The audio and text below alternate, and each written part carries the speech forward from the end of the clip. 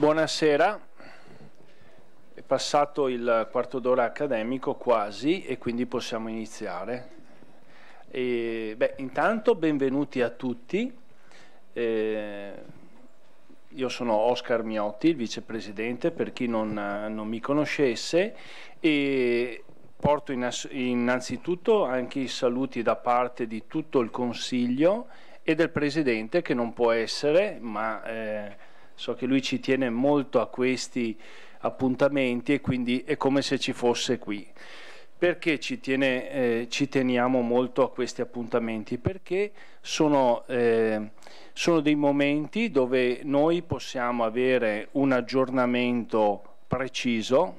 La dottoressa Rizzato non ha bisogno di presentazioni, è la nostra consulente da tempo, quindi è una persona che ci dà delle informazioni precise, perché nella nostra professione è importante certo le competenze di tipo teorico, clinico o quello che noi facciamo di solito, però è anche importante riuscire a condurre la nostra professione in maniera egregia da un punto di vista economico, essendo informati, non facendo le brutte figure, e anche perché amministrando bene la nostra parte fiscale riusciamo anche ad avere un reddito congruo. Se noi lavoriamo bene riusciamo anche ad avere un reddito congruo. Ci sono delle novità quest'anno.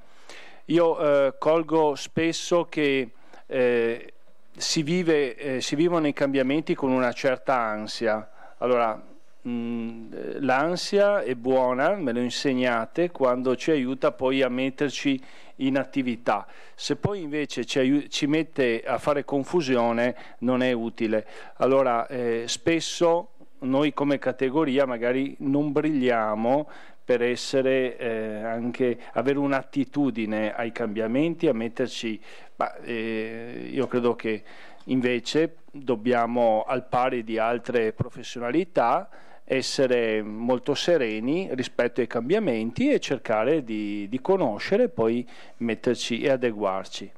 Bene, io rinnovo il benvenuto, il fatto che siete venuti numerosi, e a questo punto lascerei la parola alla dottoressa Rizzato. Poi avremo tempo per fare tutte le domande che voi avete in serbo, quindi man mano che le cose vengono dette voi preparatevi le domande. Dovremmo chiudere il tutto, abbiamo pensato, entro le 18:30, quindi cerchiamo un po' di stare nei tempi, però ovviamente spazio a tutte le vostre domande.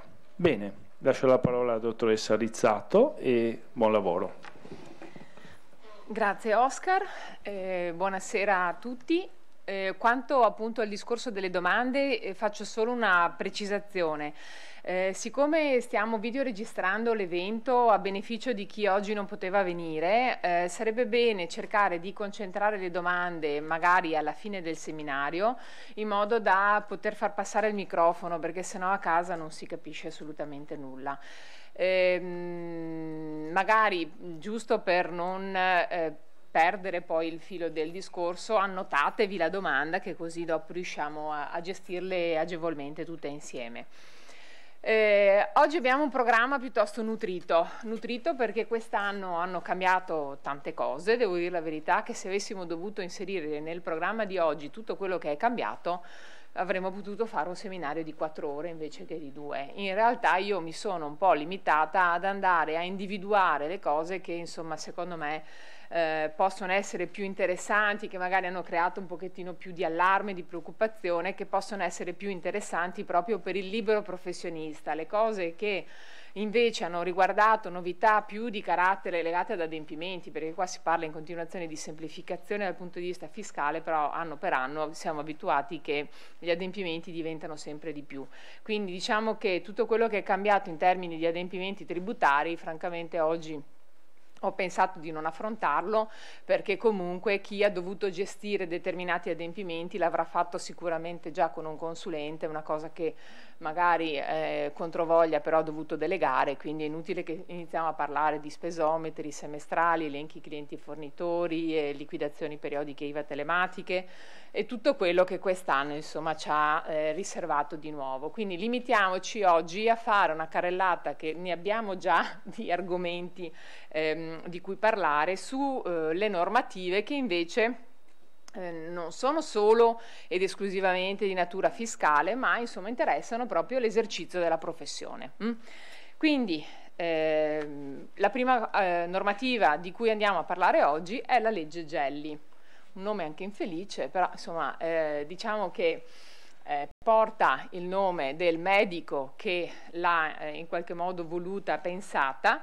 È una legge, la legge 24 del 2017, è entrata in vigore il 1° aprile del 2017 ed è una legge che va a riformare il tema della responsabilità sanitaria, quindi sicuramente è un tema che vi riguarda da vicino e che deve in qualche modo comunque essere approfondito. Cosa introduce in realtà come novità la legge Gelli? Va a fare una diversa distribuzione della responsabilità sanitaria, quindi una distribuzione diversa tra i vari soggetti che erogano una prestazione sanitaria, e ovviamente mi riferisco al caso in cui non si stia lavorando semplicemente in un rapporto contrattuale diretto con il paziente nel proprio studio, ma si collabori invece magari presso strutture organizzate sanitarie, pubblico-private che esse siano. Ha stabilito procedure più rigide per le azioni recuperative, quindi le azioni a carico dei professionisti sanitari fatte appunto eventualmente dalle strutture che hanno erogato le prestazioni sulle quali magari ci sono delle contestazioni da parte del paziente, e ha dettato anche nuove caratteristiche per le polizze assicurative per la responsabilità civile professionale. Allora, che cosa in realtà è cambiato? Diciamo cosa è cambiato in primis per la struttura sanitaria, pubblica o privata che essa sia. Allora, diciamo che la struttura sanitaria oggi ha una doppia responsabilità. Ha una responsabilità contrattuale, si dice per fatto proprio, quindi per il contratto che ha fatto con il paziente, però poi ha anche una responsabilità per l'operato dei professionisti di cui si avvale. Quindi in primis il primo soggetto che effettivamente ha una responsabilità nel momento in cui il paziente possa lamentare un danno per una cattiva prestazione professionale, il primo soggetto che deve rispondere è la struttura che ha erogato la prestazione, a prescindere dal fatto che ovviamente l'abbia fatto tramite un professionista abilitato alla professione. Teniamo presente che in questo caso la colpa della struttura sanitaria si presume, quindi è come se ci fosse un'inversione, anzi tecnicamente si dice così, un'inversione dell'onere della prova.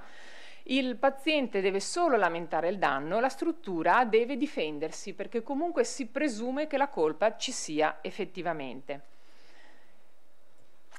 Nel momento in cui invece andiamo a vedere la posizione del libero professionista che opera all'interno di queste strutture sanitarie, che cosa succede? Che il professionista ha una responsabilità solo per dolo o colpa grave, quindi molto molto limitata. Perché in realtà è stata cambiata in questo senso la normativa? Perché si sentiva da più parti l'esigenza, forse sicuramente molto di più in ambito medico, di cure mediche vere e proprie piuttosto che di altre professioni sanitarie, di scaricare un po' di responsabilità al professionista in modo che potesse lavorare più sereno. Nei lavori parlamentari si argomenta in questo modo la normativa e si dice la struttura è una struttura organizzata e può reggere in maniera sicuramente alle spalle più robuste rispetto al libero professionista per reggere le eventuali contestazioni sulle prestazioni rese rispetto al libero professionista che vi opera all'interno.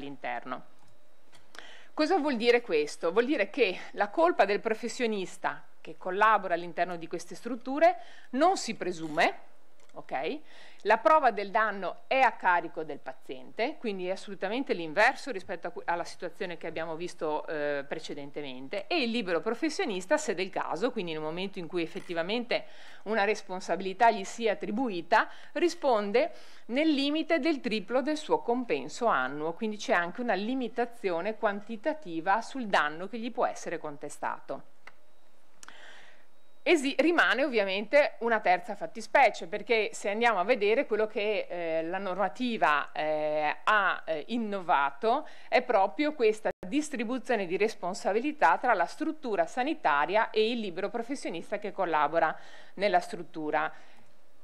Nulla o quasi nulla cambia nella situazione in cui invece il professionista abbia uno studio proprio e quindi lavori in un rapporto contrattuale diretto con il paziente. Lì ovviamente è l'unico soggetto responsabile, è responsabile per se stesso e per la sua attività e quindi avrà una responsabilità contrattuale esattamente come fosse una struttura sanitaria privata o pubblica che sia, né più né meno. Quindi non più solo per il dolo e la colpa grave.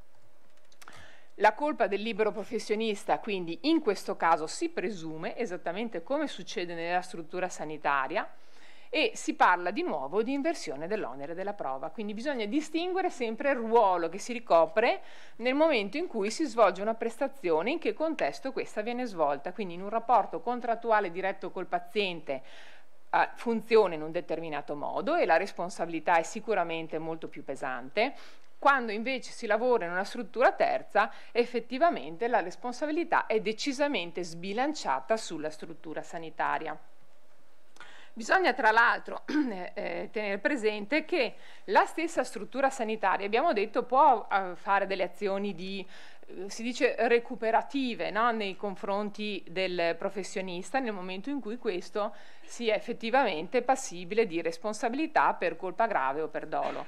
Però ci sono dei presupposti che vanno tenuti a mente e soprattutto dei tempi che sono assolutamente rigidi. Di qui il fatto che la normativa prevede che l'azione recuperativa debba essere avviata entro un anno dal pagamento fatto per il risarcimento del danno, se il professionista non è stato parte del giudizio, quindi non ha potuto in qualche modo difendersi, e purché abbia formalmente informato il professionista della denuncia di sinistro entro 10 giorni dalla denuncia stessa. Quindi vuol dire che se non è stata formalizzata questa comunicazione al professionista, la struttura di fatto non potrà più agire in rivalsa sul professionista. Quindi questo è bene saperlo, perché è ovvio che le procedure dettano poi la possibilità o meno di subire un'azione di questo tipo. Quanto all'assicurazione, la legge Gelli va anche a ovviamente andare a precisare quali sono le caratteristiche delle polizze assicurative per la responsabilità civile professionale, o meglio, diciamo che stabilisce che tipo di polizze debbano essere fatte dal professionista e dalle strutture, demandando però poi a dei decreti attuativi le caratteristiche specifiche di ciascuna polizza. Dobbiamo dire che oggi i decreti attuativi, anche se avrebbero dovuto essere approvati entro agosto, non sono ancora stati approvati. Si dice che probabilmente vedranno la luce nella primavera dell'anno prossimo, però è una cosa alla quale dobbiamo comunque prestare attenzione, perché nel momento in cui questi decreti attuativi venissero approvati, dobbiamo verificare che le condizioni di polizza assicurativa che abbiamo contratto siano coerenti con quello che ci richiede la normativa. Da questo punto di vista, così ve lo segnalo, e sarà poi da verificare, però siccome so che la maggior parte di voi normalmente ha la polizza assicurativa convenzionata con la Campi, tenete conto che ad oggi la Campi ha già, per quello che era possibile, modificato le condizioni di polizza per venire incontro a quelle che erano le nuove disposizioni della legge Gelli. Ovviamente nel momento in cui ci saranno i decreti attuativi sarà necessario andare a verificare che si farà fronte anche alle eventuali ulteriori modifiche che si rendessero necessarie dopo l'approvazione di questi decreti. Però al momento diciamo che la copertura Campi, stante la normativa attuale, va bene, ok? Tanto per stare tranquilli. Va bene sia per il professionista che collabora nella struttura di terzi e quindi ha bisogno di avere un'assicurazione solo per la colpa grave e il dolo, e va bene anche per il professionista che ha un proprio studio e che quindi ha bisogno di un'estensione più ampia. L'obbligo assicurativo nel caso di struttura sanitaria privata o pubblica è un obbligo assicurativo che prevede la contrazione di una polizza, si dice multirischio. Perché? Perché ci deve essere una doppia copertura, perché c'è una doppia responsabilità, quindi una per la responsabilità civile propria contrattuale della struttura e una per la responsabilità civile dei collaboratori. Quindi è come dire che il contraente è la struttura sanitaria, ma l'assicurato è il libero professionista che opera all'interno. Nel caso in cui invece si parli di un professionista che opera solo presso terzi, quindi in strutture pubbliche o private, comunque solo ed esclusivamente in rapporti di collaborazione, sarà sufficiente avere una polizza solo per la colpa grave, non sarà sufficiente avere una copertura più ampia, mentre il professionista che ha uno studio proprio dovrà avere la copertura intera. Devo dire la verità che la polizza campi non fa una distinzione, no? Dice copre la colpa grave come le altre responsabilità, quindi non è che uno sceglie una polizza piuttosto che un'altra, però magari è interessante avere queste informazioni, un po' perché uno poi eventualmente ci sarà magari qualcuno che ha delle polizze assicurative che non sono quelle della Campi ma di altre compagnie, quindi vanno effettivamente verificate le condizioni contrattuali, ma poi va anche detto che magari uno, sapendo effettivamente a che tipo di responsabilità è chiamato in funzione del tipo di attività che fa, può anche decidere di fare una copertura di un tipo piuttosto che di un'altra rispetto per esempio ai massimali assicurabili, proprio perché è consapevole del tipo di azione risarcitoria a cui può essere sottoposto.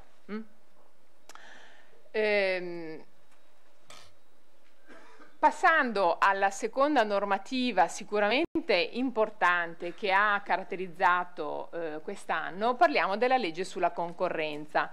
La legge sulla concorrenza, che insomma diciamo comunemente per capire l'argomento è stata battezzata come la legge che ha introdotto l'obbligo del preventivo scritto, è stata approvata ad agosto ed è entrata in vigore il 29 agosto 2017. È curioso come si riesca sempre a inserire delle normative un po' scomode quando tutti sono in vacanza. Di solito notoriamente accade ad agosto o a dicembre, però insomma forse sarà effettivamente un caso. So che anno per anno si accelerano i lavori parlamentari in quei periodi. Diciamo che comunque che cosa ha introdotto, diciamo, come novità questa legge?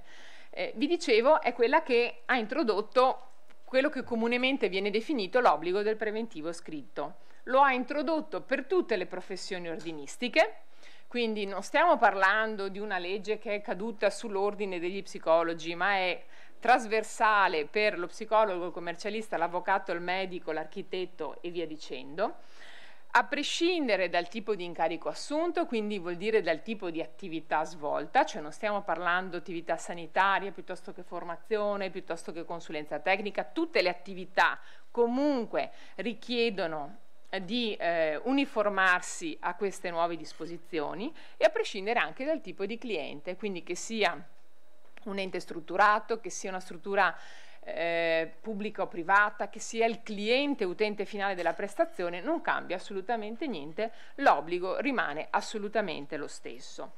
Ma in che cosa consiste di fatto l'obbligo e qual è lo scopo di questa normativa? Allora, lo scopo di fatto, parliamo di legge sulla concorrenza, quindi è abbastanza intuitivo, lo scopo è quello di obbligare il professionista ad una comunicazione esaustiva e trasparente nei confronti del cliente. Cioè, se io comunico con trasparenza le modalità di svolgimento della prestazione professionale, i costi, le difficoltà, gli oneri e tutto quello che ci sta dietro, è ovvio che metto il cliente nelle condizioni di poter anche confrontare la prestazione professionale che io gli propongo con quella di altri colleghi. Quindi in questo senso diciamo che è stata inserita appunto nella legge sulla trasparenza. L'obbligo prevede che il compenso professionale vada pattuito in forma scritta o digitale al momento del conferimento dell'incarico. Allora, qui io vorrei dire, e ve l'ho messo proprio nella slide intenzionalmente, non è solo una questione di preventivo, cioè vorrei farvi notare che di fatto questa legge non ha modificato gli obblighi informativi che avevate nei confronti dei vostri pazienti per chi fa attività clinica o dei vostri clienti per gli altri. Non è cambiato da un punto di vista di contenuti assolutamente niente, perché quello che noi dovevamo dire prima al nostro cliente lo dobbiamo dire esattamente anche oggi. I contenuti sono grosso modo gli stessi. Quello che è cambiato è la forma, cioè ci chiedono di farlo per iscritto. È sicuramente una forma sgradevole, secondo me è sgradevole nella vostra professione perché si fa fatica nella comunicazione, nell'instaurazione di un rapporto fiduciario con un paziente in un'attività clinica ad affrontare subito il problema degli oneri, delle responsabilità, dell'assicurazione, del costo e via dicendo. Però effettivamente sono tutte le cose che dovevamo spiegargli già prima e che dal 2012 con la legge di riforma delle professioni che ci hanno detto che dovevamo spiegargliele, che oggi dobbiamo mettere per iscritto. La norma dice in forma scritta o digitale, poi vediamo effettivamente questo che cosa vuol dire.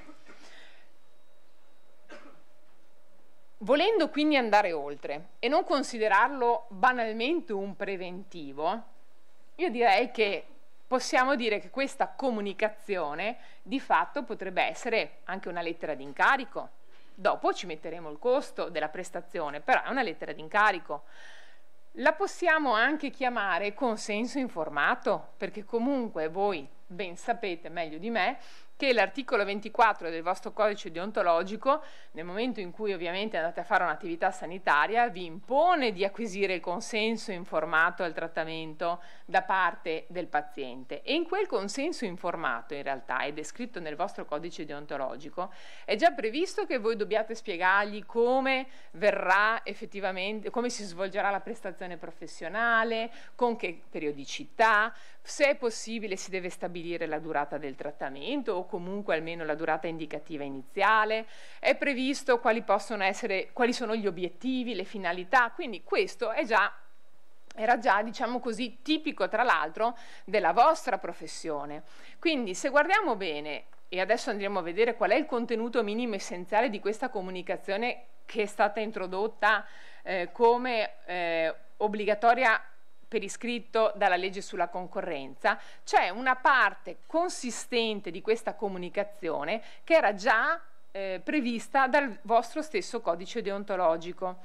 Ad essa aggiungiamo le altre contenuti obbligatori che erano previsti dalla legge di riforma delle professioni del 2012, quindi l'obbligo di comunicare che eravamo assicurati, con che tipo di polizza assicurativa, il costo della prestazione e via dicendo. Anche questo è una cosa vecchia, perché è una cosa che ci hanno introdotto già nel gennaio del 2012.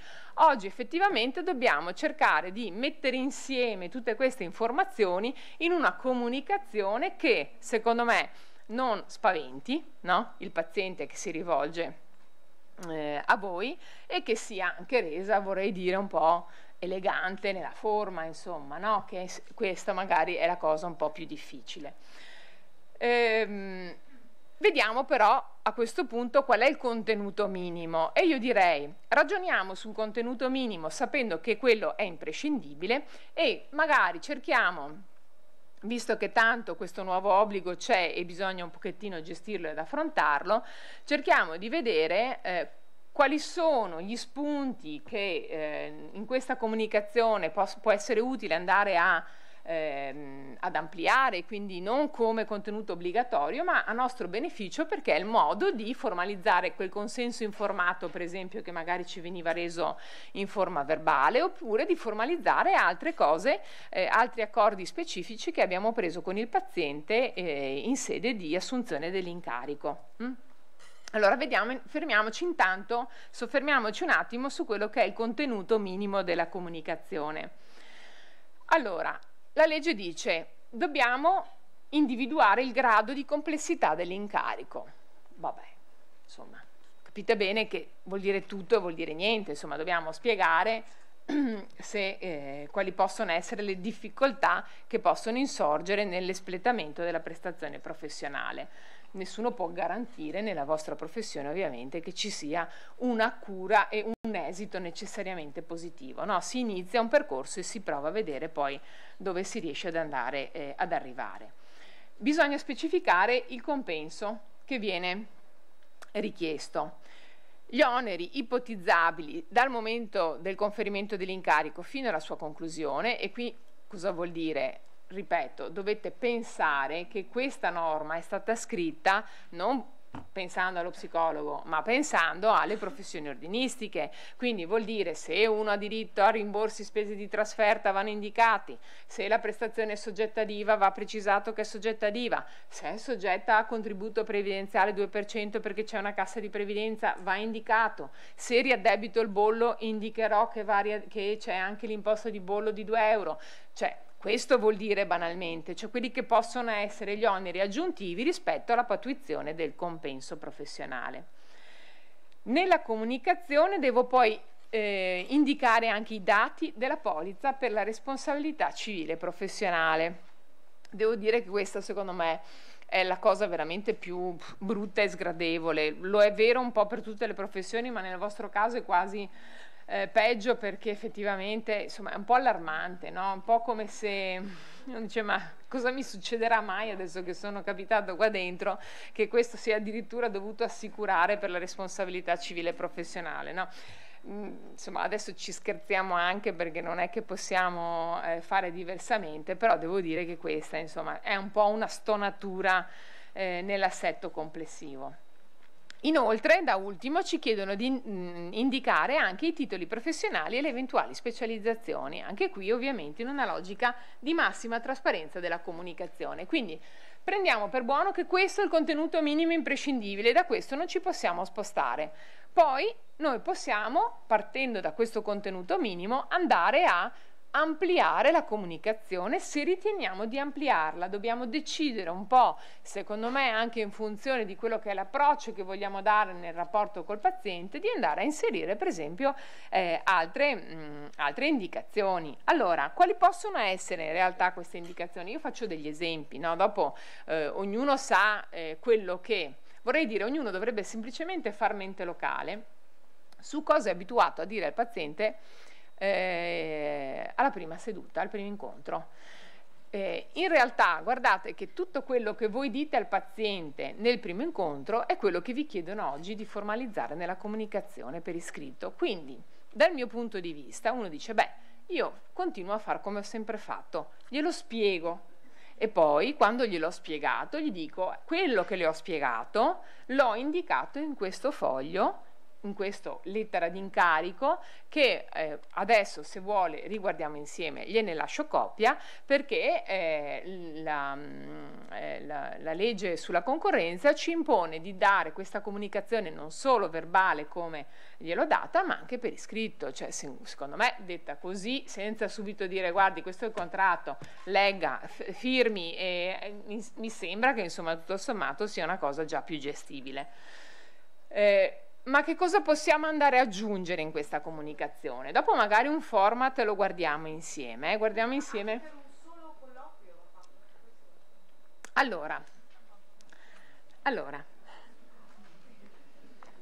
in realtà la risposta dovrebbe essere sì, perché sì, però allora dovremmo dire che tutti quelli che fanno una prestazione di carattere, una visita specialistica, come per esempio un medico, non hanno l'obbligo del preventivo, ma nella legge non ci sono esimenti di questo tipo. Quindi se dobbiamo dire la verità dovremmo dire di sì. Poi è ovvio che il problema è, io vedo un colloquio, una persona per un colloquio, però io perché l'ho vista per un colloquio per esempio devo raccogliere i suoi dati e farmi firmare l'informativa privacy, anche se è venuto una volta sola devo farlo e quindi mi viene da dire come lo faccio per la privacy, lo faccio anche per il preventivo. Mi viene da dire, forse in quel caso, invece di fargli un preventivo, che tanto so già che non c'è un seguito, e invece di spiegargli tutta la pappardella su come si svolgerà il trattamento, che non ci sarà un trattamento, allego semplicemente un foglietto in cui dico, si comunica al paziente che il costo della seduta è di euro tot, che non c'è IVA, insomma tutto quello che riguarda gli oneri accessori, i dati della polizza assicurativa, firma con i titoli professionali. Basta. Allora faccio una cosa super semplificata che metto insieme al ciclostile della privacy per quei casi, e faccio una cosa un pochettino più articolata per i casi in cui invece vado a instaurare effettivamente un trattamento prolungato. Sì, guardate che non ci sono delle risposte, cioè dobbiamo un po' adattarle, no? Come sempre, quando ci sono delle normative che cadono così a pioggia su professioni diverse, su operatori diversi, è ovvio che dobbiamo un pochettino adattarle alla nostra situazione, insomma. Quindi, ma in questa comunicazione vi dicevo, che cos'è che noi potremmo andare a integrare? Allora io non dico che invento, perché magari ho parlato con tanti di voi e mi sono fatta un po' un'idea di quello che di solito si dice al paziente in occasione della prima seduta, però poi, ripeto, è una libertà di ognuno di gestire la comunicazione in modo più o meno ampio rispetto a tutta una serie di circostanze particolari che si possono andare a creare nel momento in cui instauro il rapporto professionale. Quindi può essere che io decida che nella lettera di incarico, a questo punto la chiamo lettera di incarico, oppure decido di chiamarlo consenso informato al trattamento terapeutico. Cioè posso anche far questo, non è che devo chiamarlo preventivo, l'abbiamo chiamato preventivo perché tutti quanti hanno detto ecco, adesso ci tocca mettere nero su bianco il costo della prestazione. E devo dire che la difficoltà che ho raccolto, insomma, come testimonianza da parte di voi tutti è stata quella di dire sì, ma io non posso fare un preventivo di un trattamento perché non so neanche quanto durerà il trattamento, bisognerà vedere che esigenze ci saranno durante lo sviluppo appunto del rapporto professionale e dell'incarico. E allora io ho detto banalmente, scriviamo che c'è questa difficoltà e che quindi non siamo in grado di fissare a priori la durata del trattamento. Allora mi viene da dire, nulla vieta che io nella lettera di incarico vada anche a dire che il paziente può interrompere la terapia in qualunque momento, quindi anche se non ti sto dicendo quanto durerà, è sicuramente una tranquillità per il paziente sapere che non è che adesso lo costringiamo a venire per forza. Se decide che non ha l'impressione che la terapia non gli serva a nulla, può decidere di interrompere in qualunque momento. Oppure volete dire sì, sei libero di interrompere in qualunque momento, però decidiamo insieme e formalizziamo che dal momento in cui tu decidi di interrompere mi dai la possibilità di fare altre 2 o 3 sedute per farti capire che in realtà ti stai sbagliando e che la terapia ti serve, lo metto nella lettera di incarico.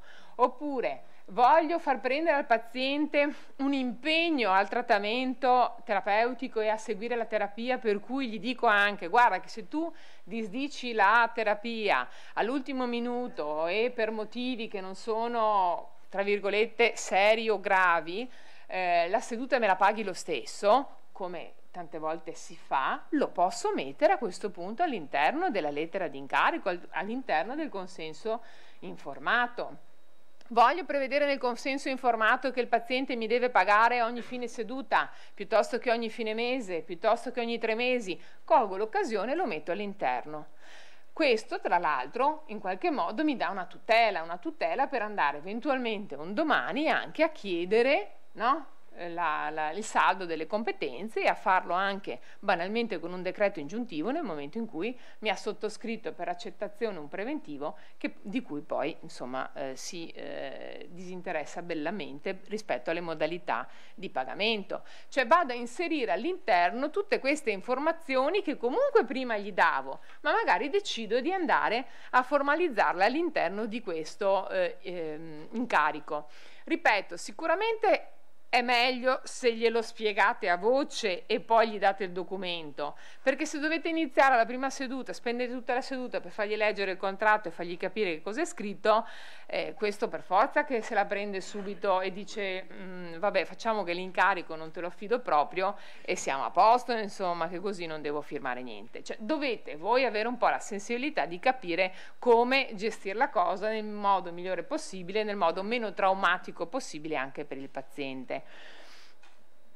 Aggiungo un altro elemento, anche la questione della trasmissione dei dati al sistema tessera sanitaria di cui abbiamo parlato un anno fa, perché il primo anno in cui abbiamo dovuto affrontare questo obbligo è stato il 2016. Avevamo detto, beh, non abbiamo un obbligo di informare il paziente che trasmettiamo i dati, però molti di voi hanno detto sì, vabbè, non c'è un obbligo giuridico, però c'è un obbligo etico, deontologico, dobbiamo dirlo. E io a quel punto lì ho suggerito, mettetelo nell'informativa privacy, o glielo spiegate o lo inserite nell'informativa privacy. Adesso è ovvio che se io vado a fare una lettera di incarico o un consenso informato al trattamento terapeutico, posso decidere di inserire anche questo elemento all'interno di questo documento, che mi sembra tutto sommato a questo punto più coerente nel suo insieme. Quindi capite bene che dovete costruire un pochettino a vostro uso e consumo in funzione dell'attività che fate, della metodologia che utilizzate, del tipo di pazienti che avete, e le potete anche diversificare, cioè potete, o per semplicità fate un format e andate via tranquilli e dite va bene per tutti, sono tranquillo, oppure decidete ho il paziente più così ossessivo, ok? E gli propongo questo format, questo che è un po' più rilassato, gli propongo quest'altro format. Cioè non è che avete un obbligo di fare con tutti nello stesso modo, anzi è nella vostra sensibilità anche capire quando c'è l'esigenza di comportarsi in modo diverso. Quanto alla forma, vi dicevo, è questa fondamentalmente che è cambiata, perché la normativa ci richiede di dare questa comunicazione in forma scritta o digitale. Cosa vuol dire forma scritta o digitale? Beh, forma scritta vuol dire se faccio un preventivo sono io che lo firmo ovviamente e lo do al paziente. Se lo chiamo lettera di incarico o consenso informato ho la possibilità di farmelo firmare per accettazione, no? E quindi è ovvio che io prediligo questa seconda opzione, perché se devo consegnare un documento e avere la prova di averlo consegnato, perché comunque se no chi dice che l'ho consegnato se un domani c'è una contestazione da parte del paziente, è meglio che lo chiamo consenso informato, che lo chiamo lettera di incarico, e allora è ovvio che ci vuole necessariamente la firma del paziente in calce. La normativa non me lo richiede, la normativa dice semplicemente che io devo redigerlo in forma scritta, quindi è un obbligo mio, però se io gli do una forma diversa e un contenuto più ampio è ovvio che posso anche legittimamente acquisire la firma del paziente. Digitale, guardate che vuol dire una cosa molto banale, faccio il preventivo e mando la mail. Avendo mandato la mail ho la prova di averlo trasmesso, perché ho la prova della mail trasmessa, che poi sia ricevuta è un'altra questione, però comunque l'ho fatto, non è che mi dicono devi verificare che sia giunto al destinatario, hai mandato la mail e sei a posto. Potrebbe essere anche questa una soluzione, voi andate a dire tutto quello che dovete dire al paziente nella prima seduta e poi gli dite guardi che tutto quello che io oggi le ho spiegato lo va formalizzato necessariamente, abbiamo questo obbligo di formalizzarlo in un documento scritto che io le manderò per mail. Vedete voi se è meglio o se è peggio.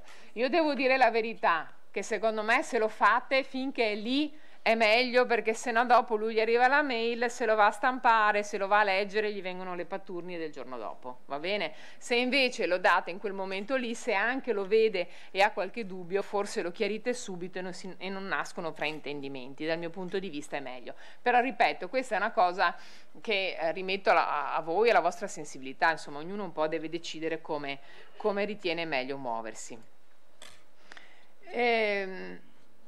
Vediamo un attimo insieme, io pensavo che potesse essere utile, la bozza di preventivo che trovate sul sito dell'ordine in area riservata. Perché? Cosa vorrà dire? Forse non ha il PDF, l'Acrobat caricato il computer. Non lo vediamo qua, allora lo vediamo diversamente, non c'è problema. Andiamo.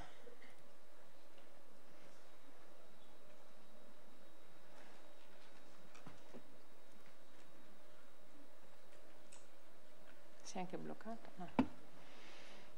Ah no, eccolo qua, ce l'ha fatta. Allora, vediamo se si vede abbastanza.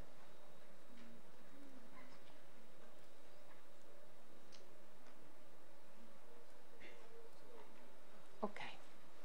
Allora, qua io le cose che trovate evidenziate in giallo sono quelle che rappresentano quello che abbiamo detto essere il contenuto minimo obbligatorio. Tutto il resto è in più. Allora, voi potreste intestare semplicemente il preventivo sulla vostra carta intestata, quindi mettendo i vostri dati, il fatto che ovviamente il numero di iscrizione all'albo, sezione A, sezione B, dire se siete o no psicoterapeuti, indicate il vostro indirizzo, i dati ovviamente del paziente. Io qua l'ho chiamato incarico di consulenza psicologica clinica, ho messo barra preventivo, ma appunto per farvi capire che ognuno poi sceglie un po' che forma dargli. Ripeto, a me parrebbe anche più carino scrivere consenso informato al trattamento, no? Però insomma ognuno poi farà le proprie valutazioni. Allora, qua io ho semplicemente messo: gentile signore, con riferimento alla sua pregiata richiesta di affidarmi l'incarico di intraprendere con lei un percorso di sostegno psicologico, o quello che è, sono a comunicarle ai sensi e per gli effetti di cui all'articolo 1,150 della legge 124 del 2017 che il compenso per la singola seduta è pari a euro e ovviamente l'importo del compenso per la singola seduta. Il compenso patuito è da intendersi esente da IVA, ex articolo 10 numero 18 DPR 633/72, in quanto relativa ad una prestazione sanitaria. Va invece maggiorato di un 2% a titolo di contributo integrativo ENPAP, oltre che di una marca da bollo da 2 euro per le parcelle di importo superiore a 77,47 euro. Questi sono gli oneri eventuali aggiuntivi che la normativa ci dice dobbiamo eventualmente indicare se ci fossero. Quindi qua noi siamo a posto, abbiamo comunicato tutto. Se lo volete fare, potete andare a indicare anche le modalità di pagamento e quindi in questo caso io ho messo il pagamento del compenso dovrà avvenire al termine di ciascuna seduta, oppure uno dice ogni tot sedute, insomma non è un problema, quello che decidete e preferite. Quanto alla durata dell'incarico, allora io ho trovato questa formula che adesso leggiamo insieme, però è ovvio che è una formula che magari qualcuno potrà dire ma non mi piace, non va bene, io piuttosto di dire che non è possibile stabilire a priori la durata dell'incarico dico intanto decidiamo di iniziare con 3 mesi di terapia e poi fra 3 mesi rifacciamo il punto insieme e casomai firmiamo un nuovo incarico, nulla vieta che si possa fare anche così, cioè ognuno anche qui è libero di scegliere che cosa preferisce fare. Ho così preferito proporre questo tipo di formula perché in realtà un po' raccogliendo, chiamiamo così, le doglianze di voi tutti o comunque di quelli che mi hanno chiamato allarmati quando hanno saputo della nuova normativa, è stata proprio quella di dire ma io non sono in grado di fissare a priori la durata dell'incarico e quindi in questo senso ho pensato di proporre questo tipo di formula che però appunto dalla quale possiamo sicuramente discostarci senza nessun problema. Quanto alla durata dell'incarico va precisato che la tipicità della prestazione professionale richiesta è tale da rendere difficilmente quantificabile al momento del conferimento dell'incarico la durata del trattamento, che verrà pertanto con lei concordata in itinere. Quanto alla periodicità delle sedute si conviene, qui potete dire se si fa una volta alla settimana, 2 volte alla settimana, 3 volte alla settimana, ogni 15 giorni, a seconda ovviamente del tipo di metodologia che voi andate a utilizzare e vorrei dire anche delle disponibilità del paziente, no? Di tempo e di denaro, perché alla fine è su quello che dobbiamo prendere accordi. Tale periodicità è stabilita in via indicativa e potrà essere concordemente variata in relazione a diverse sopraggiunte necessità. La informo altresì che sarà mia cura svolgere l'incarico professionale affidatomi applicando il seguente modello teorico. Anche qui io l'ho messo perché comunque nel consenso informato al trattamento voi dovreste dargliela questo tipo di informazione. Non siete tenuto a farlo per iscritto, quindi se decidete di dare l'informazione senza inserirla in questo documento va benissimo, questa parte non la mettete, se no invece cogliete l'occasione per andare a dargli un'informazione anche di questo tipo. Anche qui andando su un altro elemento, chiamiamolo così, eventuale da poter indicare, c'è la comunicazione rispetto all'obbligo di trasmissione dei dati al sistema ATS. Quindi io ho aggiunto: le comunico inoltre che i dati inerenti alle informazioni contabili relative alle spese sanitarie da lei sostenute saranno inoltrate all'Agenzia delle Entrate attraverso il sistema tessera sanitaria ai fini della compilazione della dichiarazione dei redditi precompilata. Come previsto dall'articolo 3 del DM 31/7/2015, lei può opporsi all'inoltro dei dati al sistema tessera sanitaria richiedendo di annotare l'opposizione sul documento fiscale inerente a ciascuna prestazione, e quindi gli date anche gli estremi per eventualmente opporsi alla trasmissione dei dati. Da ultimo, questo invece lo vedete in giallo perché è un elemento obbligatorio, la informo ai sensi per gli effetti dell'articolo 9 terzo comma del DL 1 del 2012, quindi vedete la normativa di riforma delle professioni del 2012 che è la prima che ci ha dato l'obbligo di indicare i dati della polizza assicurativa, convertito nella legge 27 del 2012 e del successivo articolo 5 del DPR 137 del 2012, nonché da ultimo per effetto dell'articolo 1, comma 150 della legge 124 del 2017, quindi questa ultima sulla concorrenza, che ho sottoscritto idonea polizza assicurativa per la responsabilità civile e professionale con la compagnia, e qui mettete compagnia, numero di polizza e massimale, perché comunque la normativa, quella originaria del 2012, diceva proprio che nei dati va indicato anche il massimale di polizza.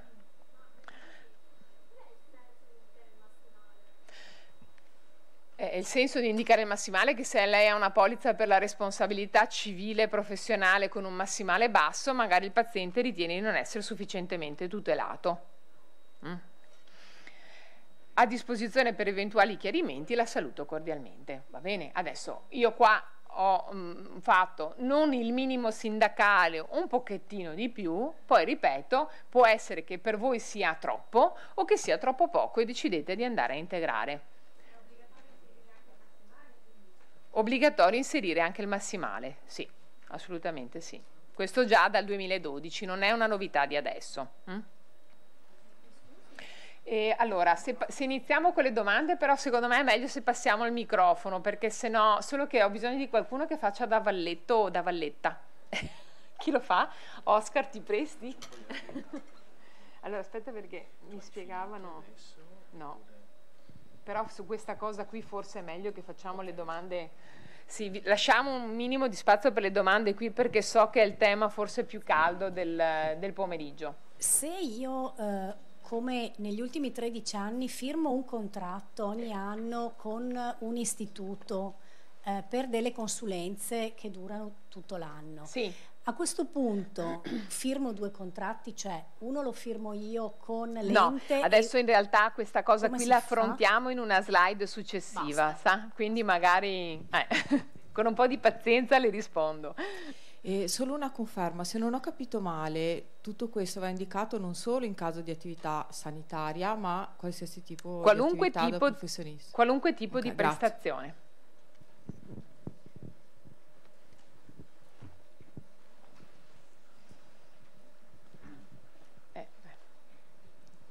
Dopo la recuperiamo. No, volevo una chiarificazione del fatto che questo qua comprende sia il consenso informato generale che comprende anche il trattamento terapeutico. Non è che facciamo firmare la privacy e anche questo. Ah no, assolutamente sì che dobbiamo far firmare la privacy. Per cui le informazioni che c'erano su quello che ci aveva, perché io ho fatto la privacy in base a quello che alla riunione abbiamo fatto a febbraio ancora a Padova. E per cui quello che c'è qua dentro, tipo il discorso della compagnia assicurativa della campiacetta, devo metterlo 2 volte? No, allora, l'informativa privacy che voi avete come format sul sito dell'ordine comprende già la parte sul sistema tessera sanitaria e sulla polizza per la responsabilità civile e professionale. Perché? Perché sono obblighi precedenti alla legge sulla concorrenza che andavano comunicati. I dati di polizza ci dicevano comunicateli, non ci dicevano come. Io ho detto mettiamoli nella privacy. Adesso è ovvio che se noi andiamo a fare un documento di questo tipo, secondo me è più logico inserirlo all'interno di questo documento. Queste 2 informazioni le togliamo dalla privacy perché diventa esagerato, però l'informativa privacy per il resto del suo contenuto va tenuta. Avremmo potuto decidere di integrarla qua dentro, però secondo me era eccessivo. Allora diventava sì una cosa difficile da proporre al paziente, perché proporre al paziente questa è l'informativa privacy, lui la firma ormai senza grossi problemi nella stragrande maggioranza dei casi. E questa cosa qui la leggerà, gli presterà più attenzione. Se iniziamo a mettergli tutto il contenuto minimo obbligatorio dell'informativa privacy all'interno, diventa una cosa secondo me troppo lunga, quindi è meglio tenere i 2 documenti separati.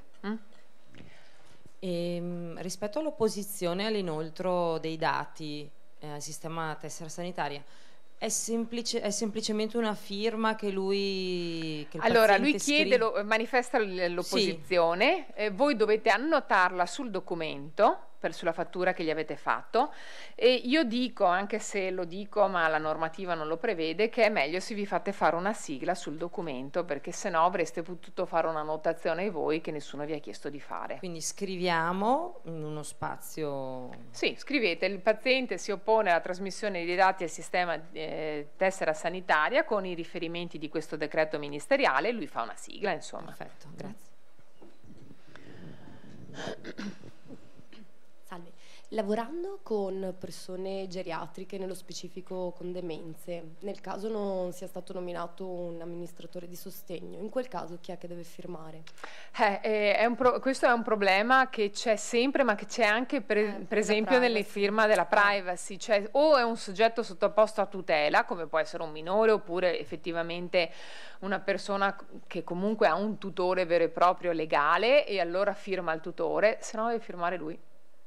Non c'è altra modalità, non è prevista una modalità diversa. Va bene, grazie. C'è una dottoressa qui, un'altra qui. Abbiamo un valletto eccezionale che saltella. Ha nominato i minori, in quel caso lì, anche per questo documento è necessaria la firma di entrambi i genitori? Ci arriviamo subito dopo, perché è il secondo format. Mi scusi, una domanda un po' tecnica. Ho visto che viene richiesto il numero di polizza e la compagnia. Per quanto riguarda la Campi, quando sono andata a compilare questi dati, ho notato che faceva riferimento ad un'altra compagnia assicurativa. L'Allianz, perché la Campi esatto. è un'associazione di categoria che ha fatto una convenzione con l'Allianz. Ok, quindi è corretto indicare l'Allianz, sì, non la Campi? Assolutamente. Ok, e nel numero di polizza ho notato che era lo stesso identico tra me e un'altra collega. Perché la polizza è unica, perché è una polizza convenzionata e normale. Perfetto, grazie. Beh, ti faccio andare su e giù, Oscar, perché poi c'è qualcun altro di là. Volevo sapere, è retroattivo? Cioè, dal 29 agosto 2017, quindi per gli incarichi assunti da quella data. Quelli vecchi lasciamo stare. Sì. E l'altra cosa, è solo per i pazienti che ci pagano direttamente? Lei sta parlando del caso in cui ha un contratto con una struttura. Sì. Allora, solo per i pazienti che vi pagano direttamente dal punto di vista del costo, della polizza e via dicendo, sicuramente sì. Lei dovrà più che altro sincerarsi che nel contratto che fa con la struttura ci siano i dati che la normativa richiede di comunicare alla struttura. Però poi ci arriviamo su questo, è un po' quello che chiedeva anche la sua collega di là.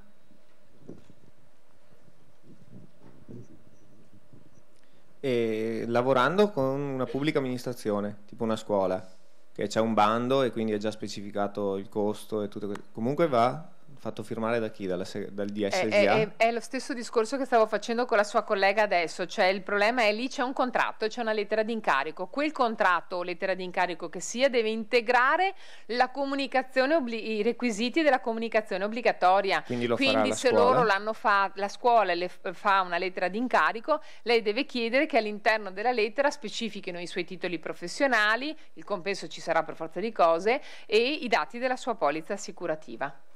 E quindi se io ho già iniziato con qualche scuola a lavorare e il contratto l'ho firmato a settembre, per dire, fa lei una comunicazione, manda una mail alla scuola dicendo con riferimento alla lettera di incarico sottoscritta IL vi comunico ai sensi e per gli effetti della normativa della legge sulla concorrenza che i dati di polizza sono questi.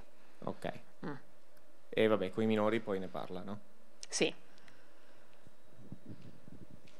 Se durante l'incarico i dati di polizza cambiano, bisogna ogni volta aggiornarli, quindi dare comunicazione, però solo ai pazienti diciamo, con cui è in atto l'incarico o anche a quelli precedenti, quelli vecchi con cui si è concluso? No, beh, se si è concluso no, perché comunque la polizza che copre è quella vigente al momento in cui c'era l'incarico. Ok.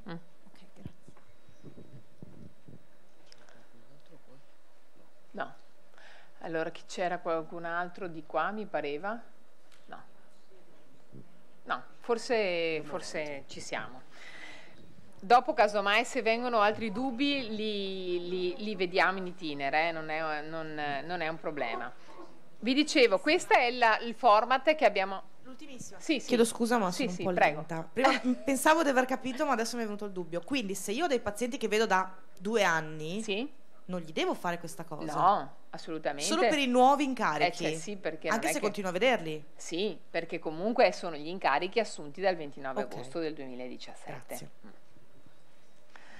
Vi dicevo, questo è il format pensato per un adulto, quindi firma del professionista, secondo me appunto firma del paziente per conferimento dell'incarico, accettazione del preventivo, oppure scrivete firma del paziente per conferimento dell'incarico e consenso e rilascio del consenso informato, cioè, voglio dire, decidete un attimino voi che tipo di forma dare alla firma del paziente.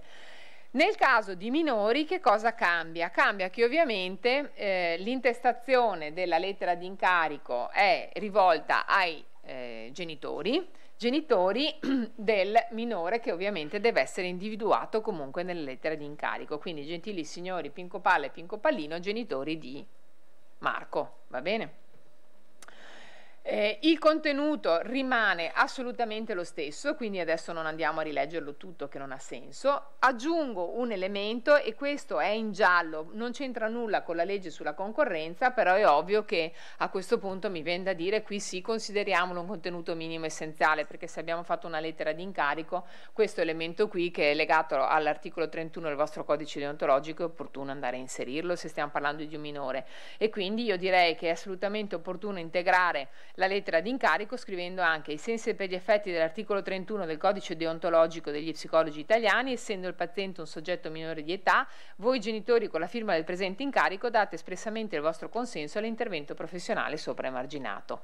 In questa forma, in una forma diversa, però il concetto è: fatevi firmare in questa occasione il consenso al trattamento terapeutico del minore da parte di entrambi i genitori, perché poi qui c'è il vostro vicepresidente e vi lo può confermare, ma credo che la maggior parte di procedimenti disciplinari che sono aperti all'ordine sono proprio legati a questo aspetto, cioè al fatto che ci siano dei genitori incavolati che fanno segnalazione del professionista all'ordine perché è stato seguito il figlio senza che loro ne avessero contezza o ne avessero dato il consenso. Quindi è una cosa, secondo me, alla quale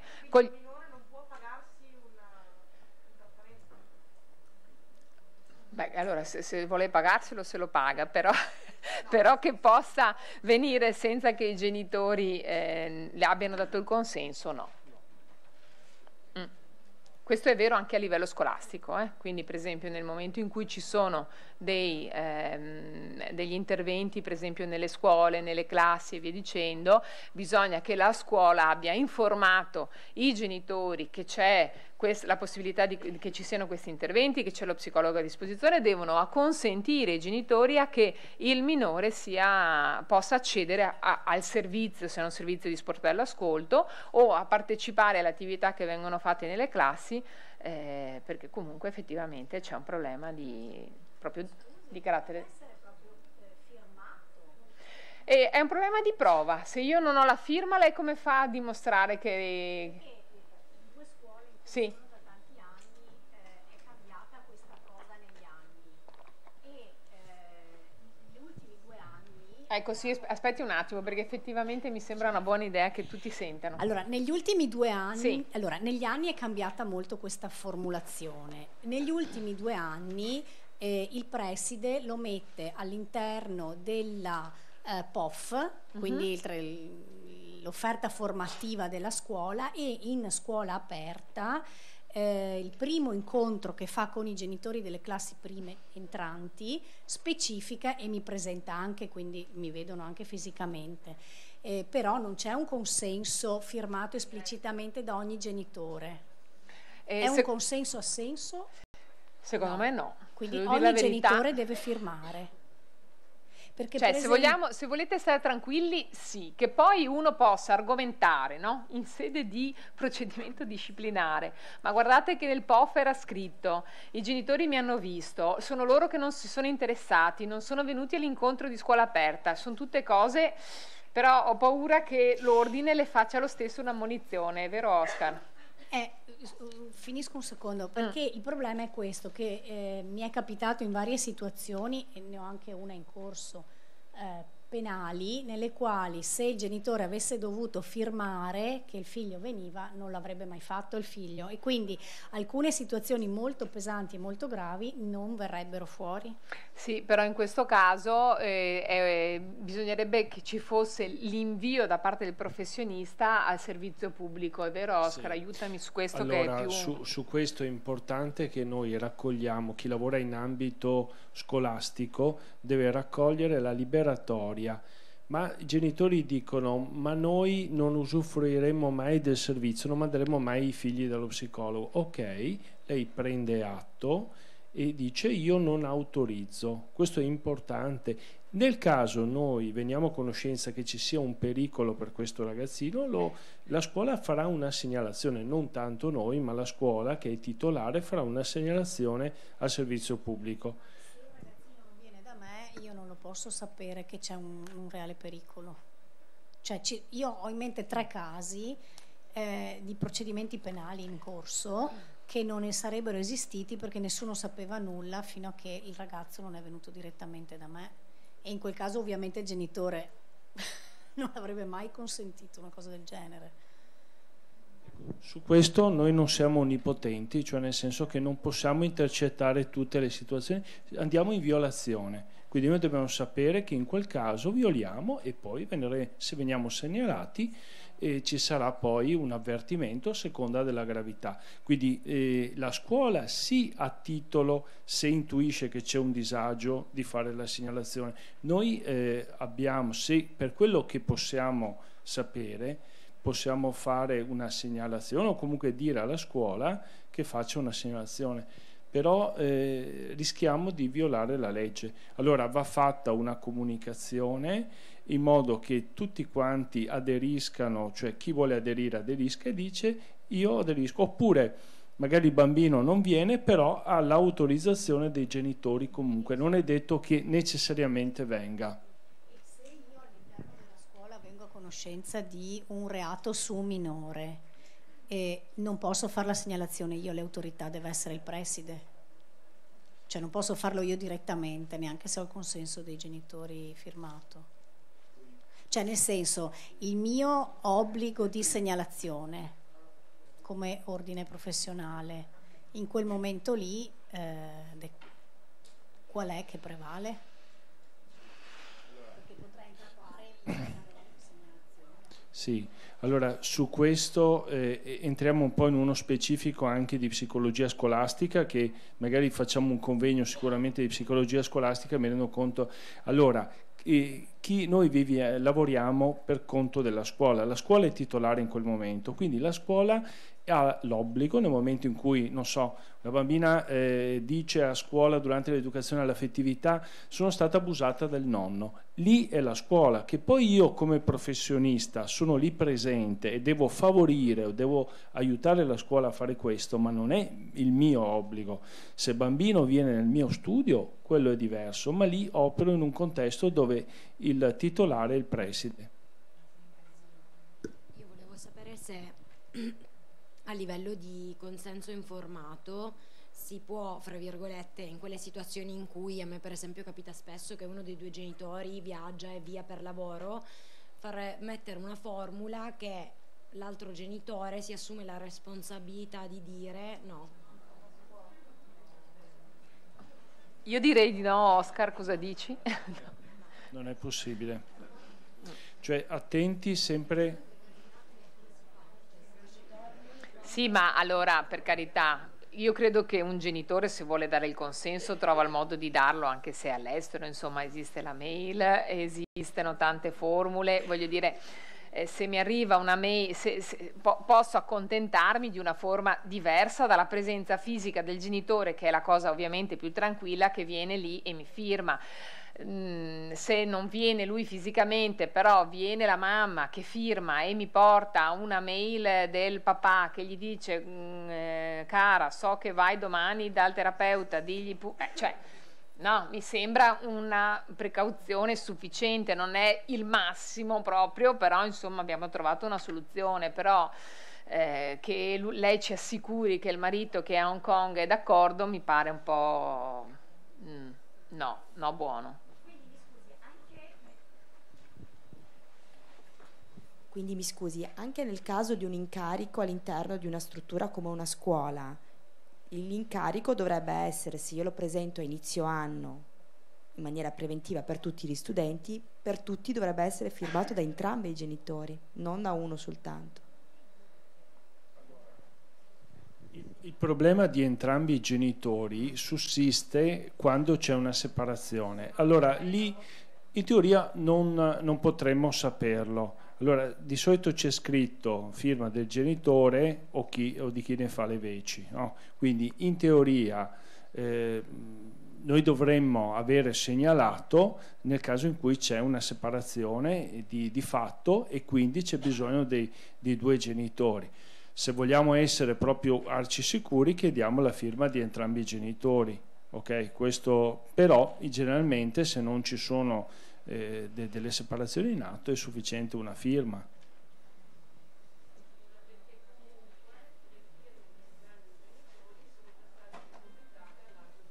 Sì, diceva la collega che comunque per quanto riguarda la scuola all'atto di iscrizione ci sono le firme di entrambi i genitori e questo è vero. Poi di fatto non è che ogni volta che si firma il voto di un ragazzino firmano tutti e due i genitori, di solito firma uno, ok? Quindi sì. Va bene.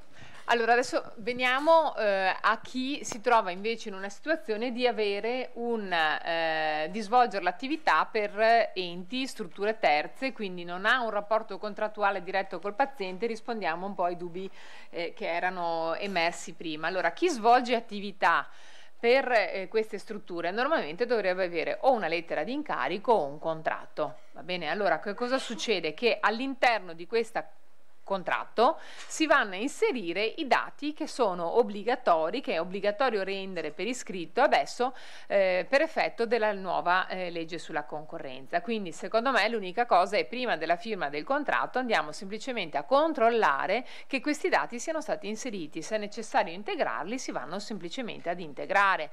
Nel caso in cui, come è successo al vostro collega che dice ma io il contratto l'ho già firmato ma non li abbiamo inseriti, va bene, ma io comunque non è che devo necessariamente necessariamente metterli nel contratto, il mio è un obbligo di comunicazione. E allora molto semplicemente, come suggerivo a lui, mandate una mail alla segreteria dell'ente dicendo, con riferimento alla lettera di incarico sottoscritta in data, vi informo che i dati della mia polizza assicurativa, perché poi alla fine fondamentalmente è quello che va integrato, perché nel contratto è ovvio che ci sarà il compenso, ci sarà il vostro titolo professionale, la durata dell'incarico, probabilmente l'unico dato che eventualmente va che deve essere aggiunto è appunto quello relativo alla polizza assicurativa, quindi lo potete fare tranquillamente in questo momento.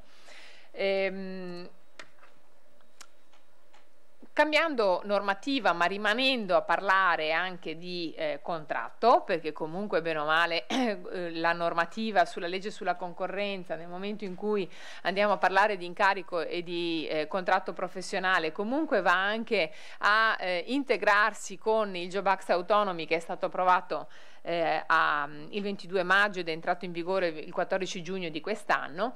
Parliamo appunto di questa normativa, la legge 81 del 2017, che ha introdotto delle tutele contrattuali per i liberi professionisti e fondamentalmente ha introdotto due novità che secondo me sono particolarmente interessanti, cioè quella dell'equiparazione alle piccole e medie imprese per la partecipazione a bandi e fondi UE, cosa che normalmente era preclusa per i liberi professionisti, nonché la deducibilità integrale delle spese di formazione. Quindi oggi parliamo anche di questi tre argomenti.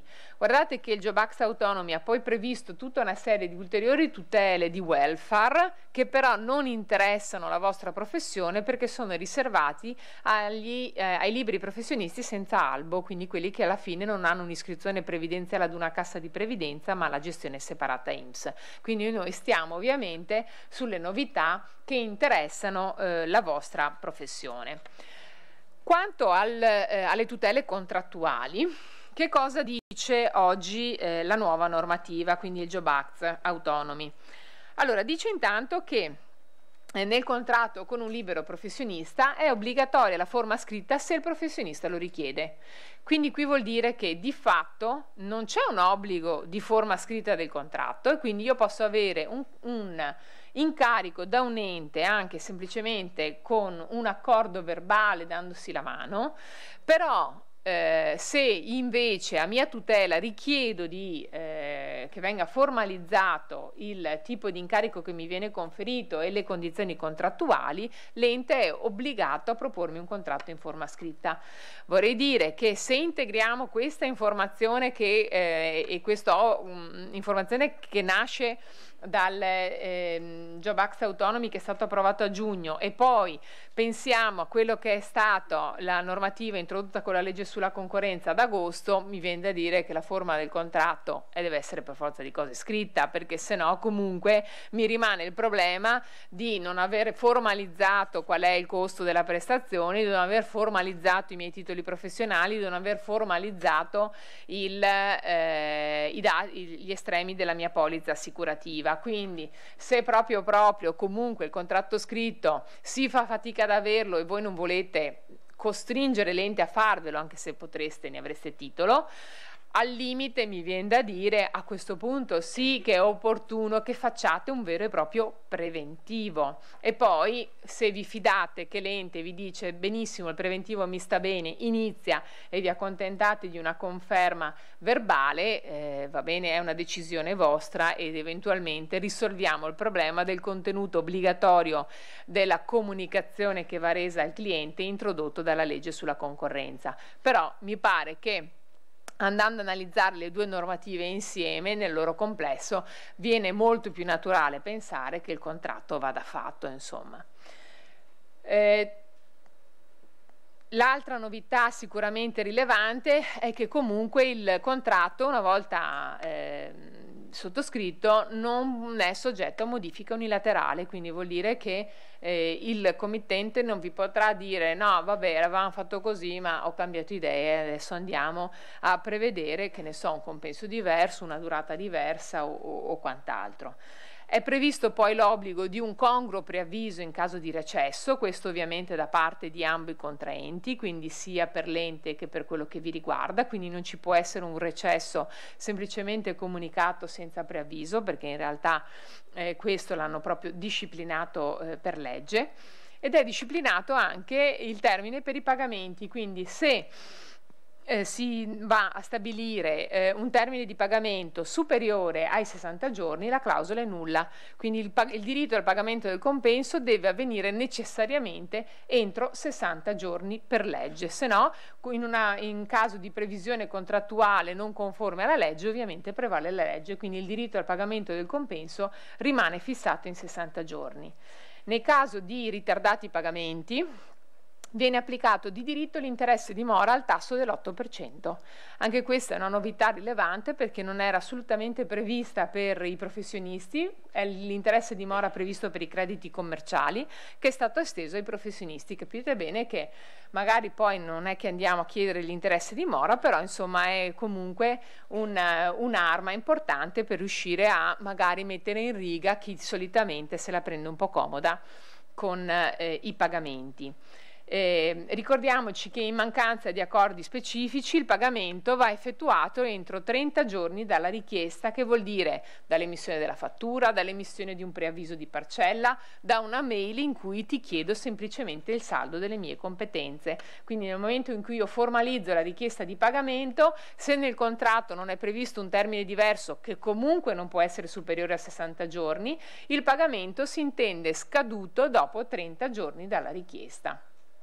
La questione invece legata al riconoscimento degli interessi di mora, guardate che però non è applicabile nei confronti dell'utenza privata, quindi lì sono accordi diversi che bisogna prendere con la parte, perché non sono crediti commerciali nel momento in cui la controparte è l'utente privato e non un'amministrazione pubblica o privata, che essa sia un ente, una struttura privata.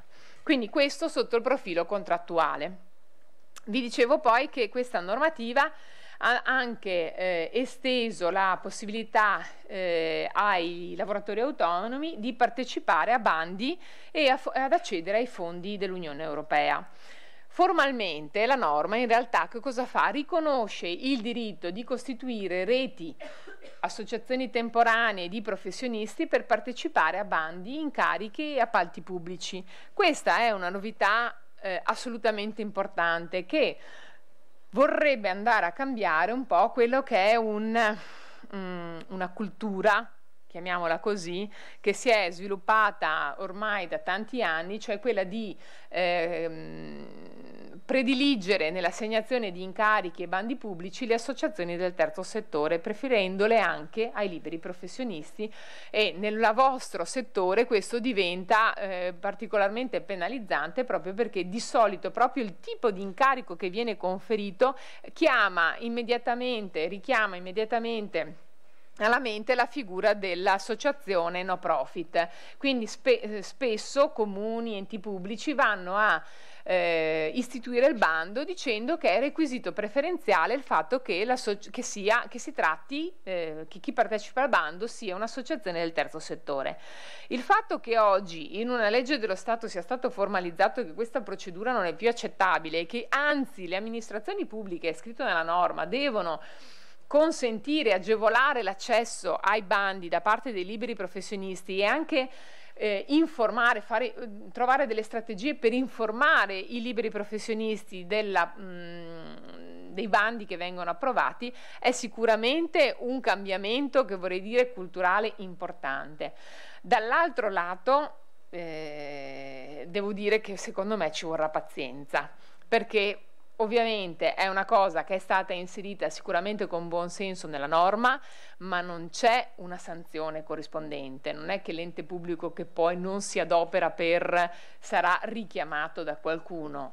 Semplicemente è un obbligo che è stato indicato e che secondo me dovrà un po' alla volta essere metabolizzato dalle amministrazioni pubbliche che possa avere effettivamente concreta attuazione. Però insomma diciamo che intanto è positivo che sia stato sicuramente previsto.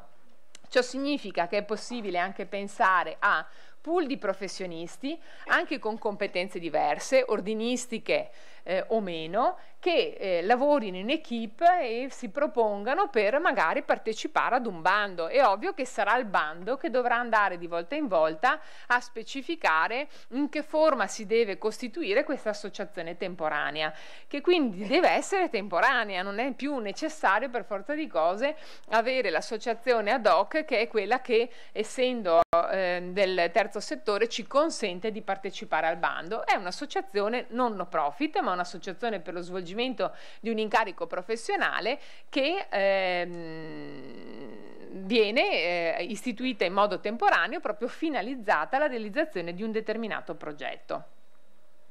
Per quello che riguarda il secondo aspetto, l'assimilazione alle piccole e medie imprese, c'è anche per quello che riguarda l'accesso, la possibilità di accesso ai fondi dell'Unione Europea. Vorrei dire poi anche a quelli regionali e a qualunque altro tipo di finanziamento che possa essere fatto per start-up, liberi professionisti.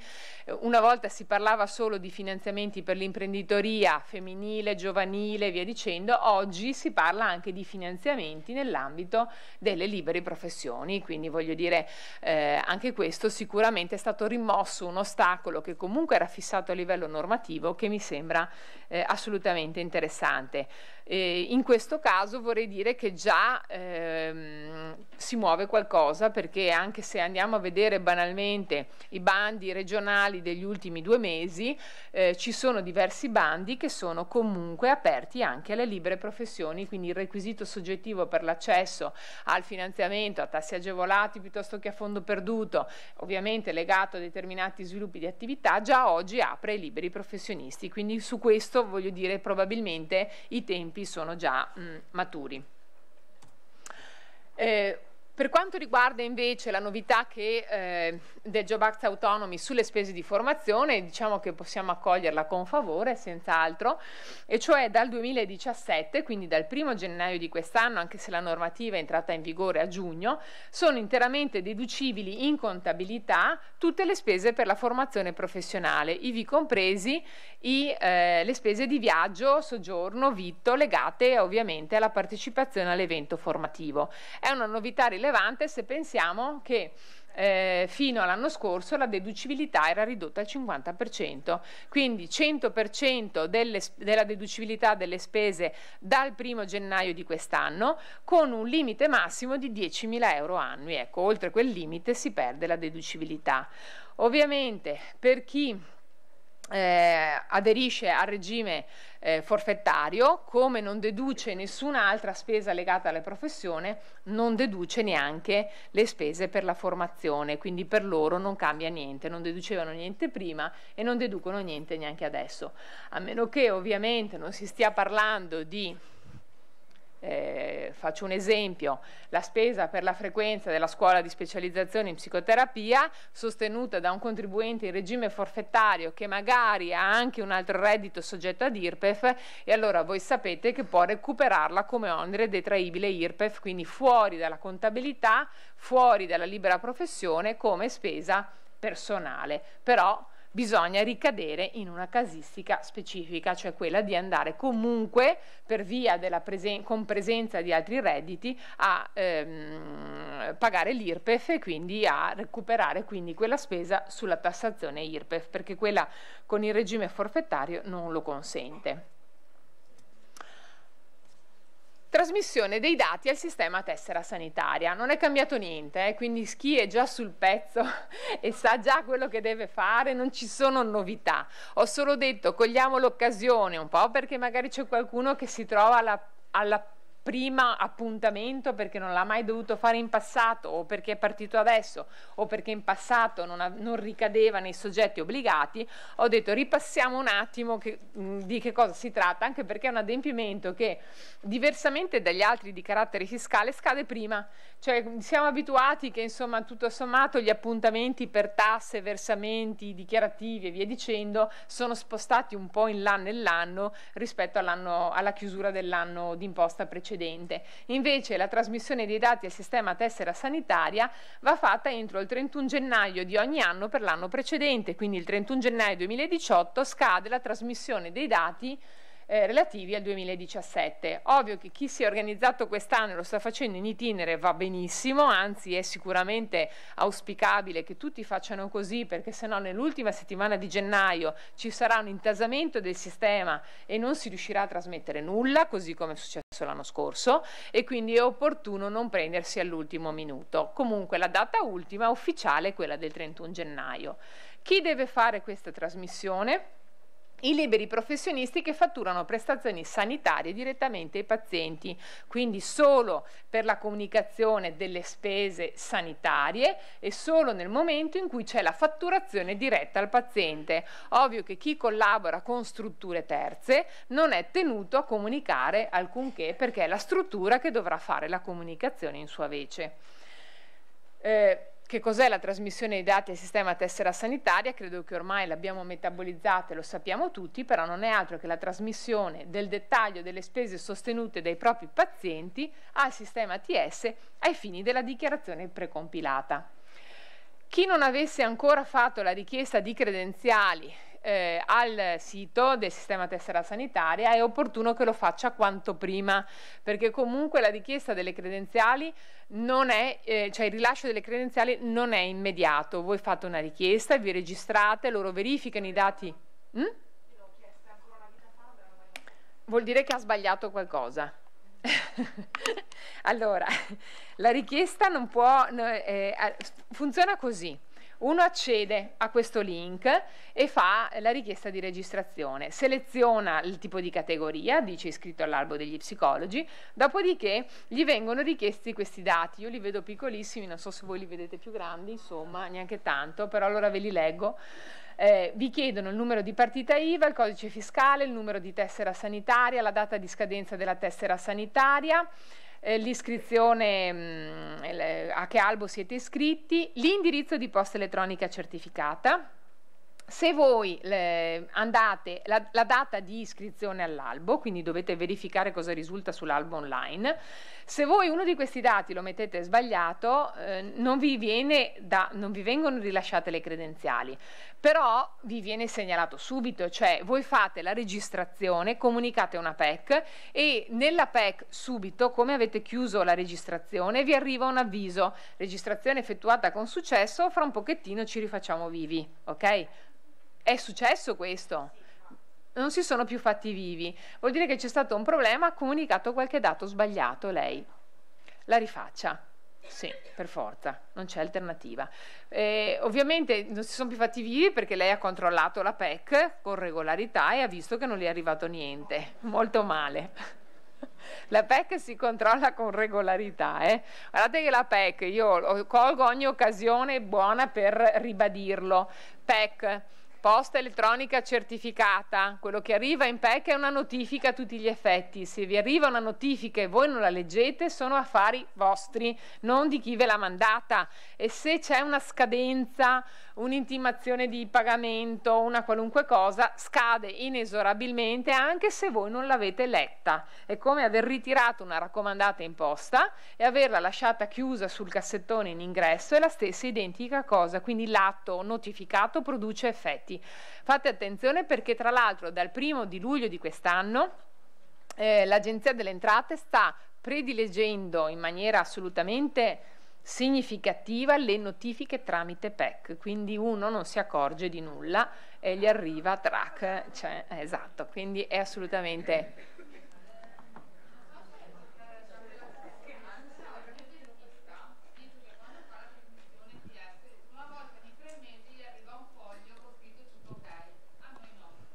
No.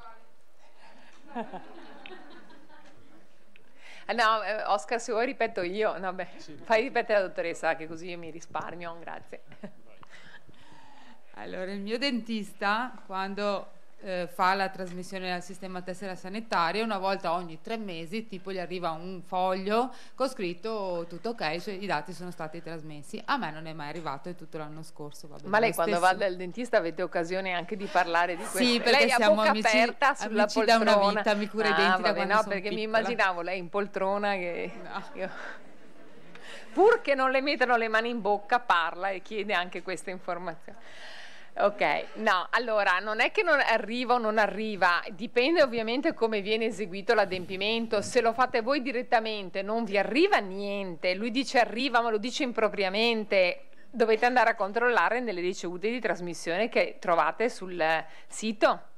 Ok, quindi quando avete controllato quello siete a posto, non è che vi arriva qualcosa in posta elettronica. C'è qualcuna? Ah.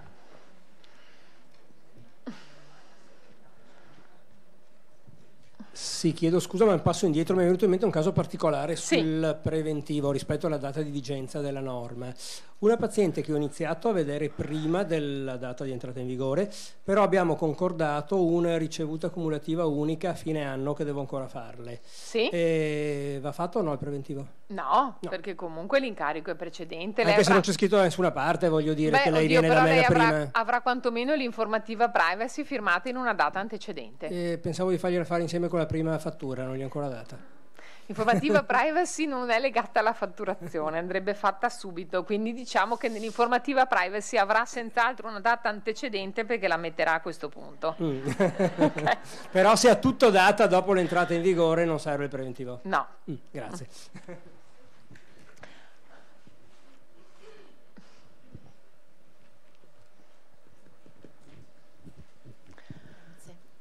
Io da pochissimi mesi, cioè da un paio di mesi, collaboro con un'associazione di volontariato che si occupa di migranti richiedenti asilo.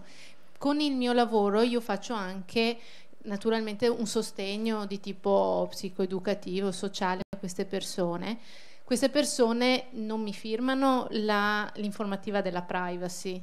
Volevo capire se io devo comunque, dato che rilevo i loro dati, fargli fare qualche firma. Lei non è tenuta a far firmare l'informativa privacy perché sono utenti dell'associazione per la quale lei lavora e lei è pagata dall'associazione. Quindi di fatto il suo rapporto contrattuale è con l'associazione, il titolare del trattamento dei dati ai fini privacy è l'associazione.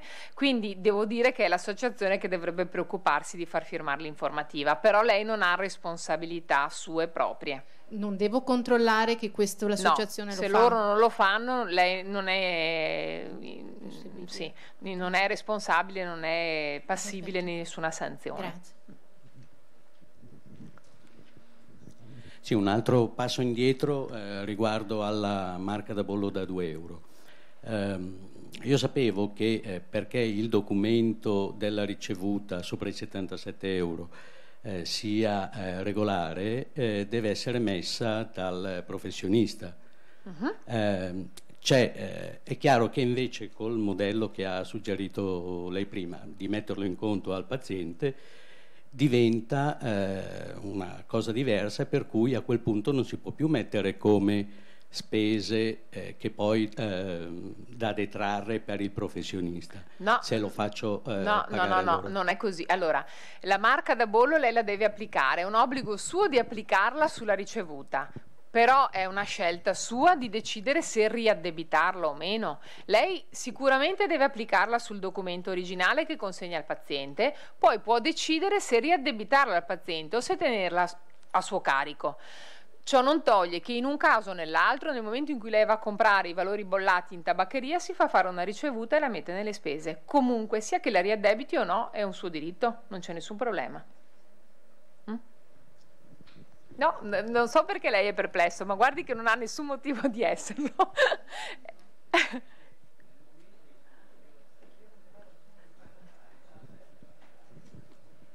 Lei si fa fare la ricevuta della spesa. Se la riaddebita, cosa succede in realtà contabilmente? Ma prendo 2 volte. No? No, perché lei nel momento in cui lei si fa rimborsare la marca da bollo, guardi che quella la mette nelle entrate professionali. Quindi entra nei compensi ed esce come spesa, quindi si annullano. Se invece lei si astiene solo la spesa ma non la riaddebita, ha solo una spesa e non ha un'entrata. Ok?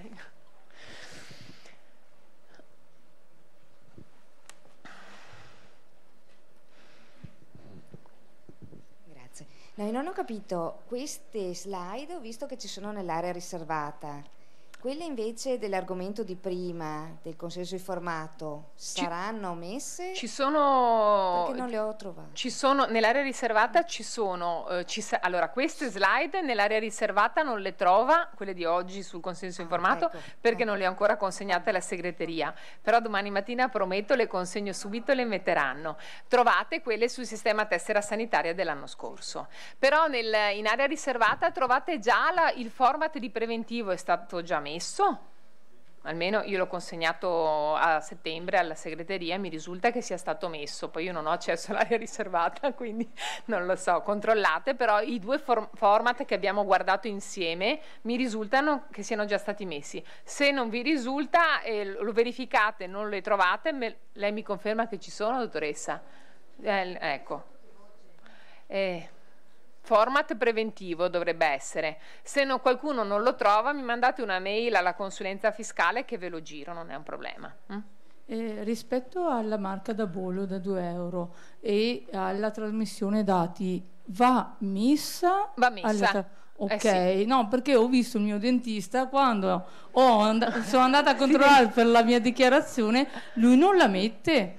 Ma gliela fa pagare? E me la fa pagare. E allora sbaglia. Esatto, Anche infatti volevo una dentisti precisazione sbagliano. perché appunto ritenevo fosse un suo errore, grazie.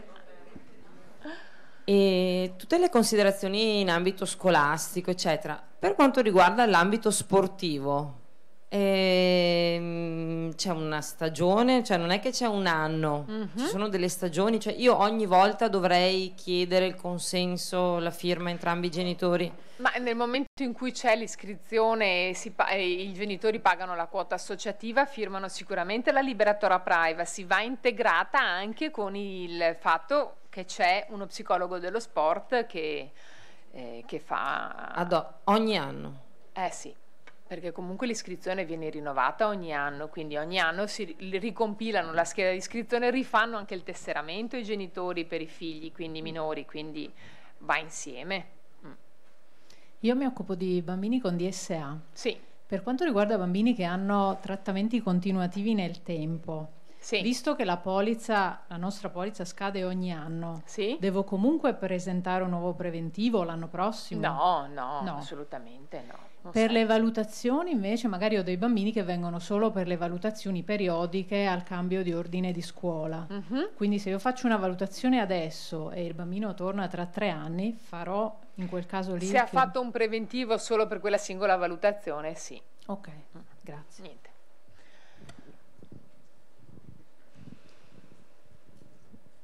Il discorso dei 2 euro della marca da bollo va solo per le fatture dei pazienti, non per gli enti, vero? Cioè enti non hanno niente a che vedere con il sistema tessera sanitaria, cioè no, tessera sanitaria l'ente non c'entra niente, però la marca da bollo non è legata al tipo di cliente, a meno che non sia una onlus, allora la onlus è esente da imposta di bollo e quindi la fattura alla onlus va senza bollo. Però se voi fate una fattura ad un ente esente da IVA e sopra i 77,47 € la marca va applicata. Ah, ok, sempre. Sempre, okay. Sì.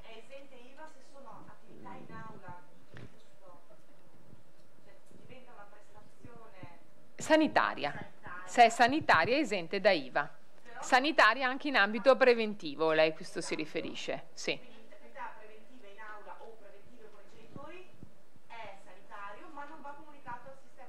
No, perché al sistema tessera sanitaria non comunico le spese che mi ha pagato un ente, perché serve per la dichiarazione precompilata del singolo, quindi solo per i cittadini. Se faccio formazione, in quel caso il 22% bisogna applicarlo? Normalmente sì, a meno che non sia in forfettario, sì. Però le docenze sono IVAte 22%, a meno che non stiamo parlando di formazione a personale dipendente di enti pubblici con pagamento da parte dell'ente pubblico, allora lì ha un'esenzione specifica, ma se no la formazione è soggetta ad IVA. Ok, grazie.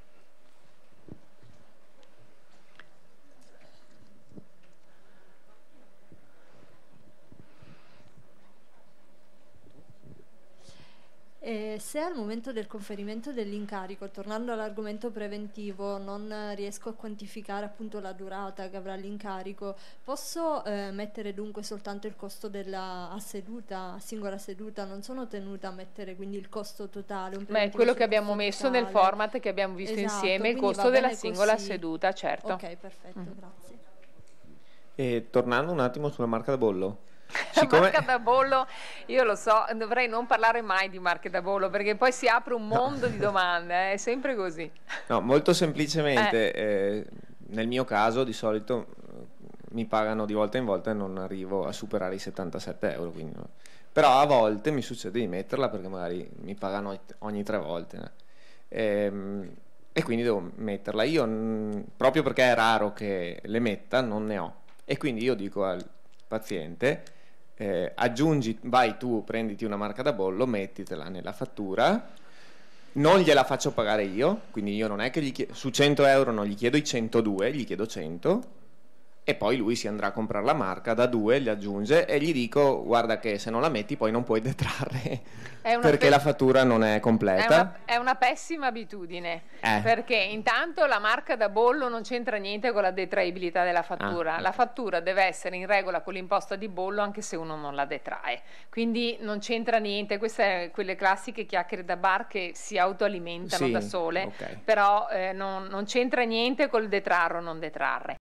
È una pessima abitudine perché lei o ha un cliente super pignolo che sa che esce, scende, cerca il tabacchino, prende la marca e la appiccica e lei è a posto perché è in data fattura, ma se ci va il giorno dopo o peggio l'anno dopo quando va dal CAF a fare la dichiarazione di reddito dice ma mancano i bolli su queste fatture, succede che cosa? Che mette una marca da bollo che ha una marcatura temporale tardiva rispetto all'emissione della fattura e quindi quel documento non sarà mai in regola con l'imposta di bollo. Quindi e quindi adesso che è successo per 2 o 3 casi? Non la metteranno in galera per questo, però cambia abitudine perché non è una buona abitudine. Poche, ma insomma se ne tenga lì 5-6, tanto da dire se mi serve ce l'ho. Tanto non scadono, le può usare sempre le marche da bollo, anche a distanza di 1 anno o 2. Una domanda sul sistema tessera sanitaria. Sì. Io l'anno scorso ho fatto l'iscrizione e ho trasmesso le fatture che ho fatto l'anno scorso. Quest'anno finora ho avuto solo come clienti strutture, quindi enti di formazione eccetera. Devo farla comunicando che quest'anno non ho avuto pazienti? No, perché lei deve comunicare dati dei pazienti, se non ne ha non comunica niente. Perfetto, grazie.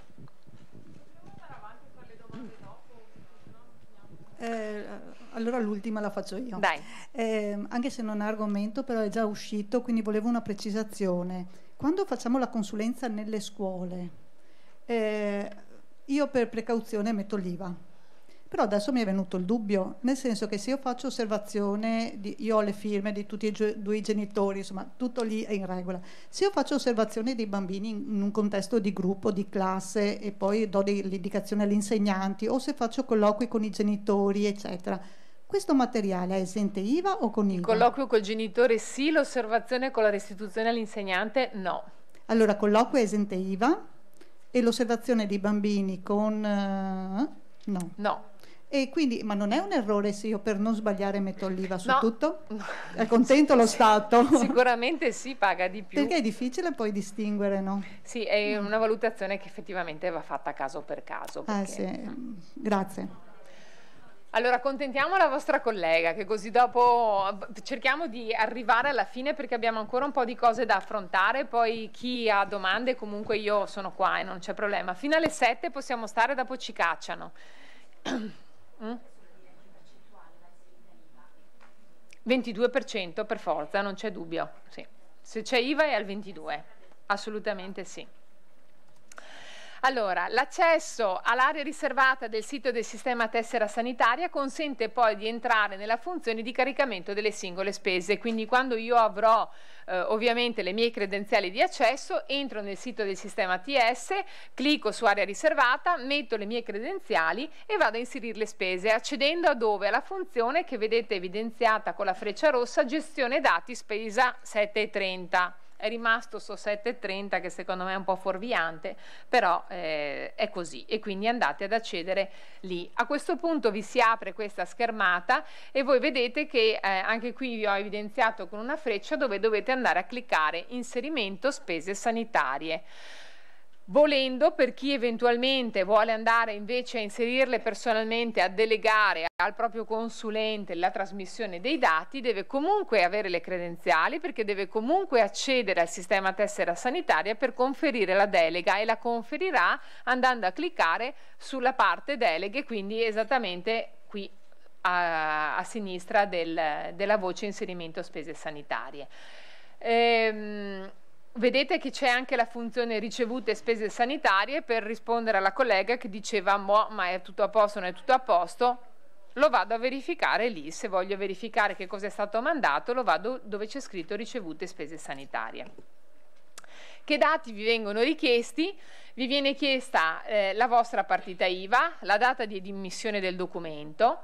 Dove è scritto dispositivo, voi dovete mettere il codice 1, e sarà sempre 1 nel vostro caso, perché non avrete sicuramente casistiche diverse come chi ha magari più sedi, più fatturazioni e via dicendo, quindi con anche numerazioni diverse nella fatturazione, più registratori di cassa. È stato pensato per realtà diverse dalla vostra, quindi dispositivo 1, numero documento, pagamento anticipato non lo barrerete mai, data del pagamento che potrebbe coincidere con la data del documento, sarebbe sicuramente più auspicabile, più che altro per una questione di facilità nella gestione, codice fiscale del soggetto assistito. Quindi per ogni spesa vanno inseriti questi dati. Dopodiché vi chiederanno la tipologia di spesa e andrete a selezionare SP, prestazioni sanitarie, e l'importo della spesa. Acquisito l'informazione per ogni singolo documento, procedete a caricare il secondo, va bene? Quindi qui giusto per 3 slide, giusto per riepilogare che cosa vi chiedono di andare a inserire.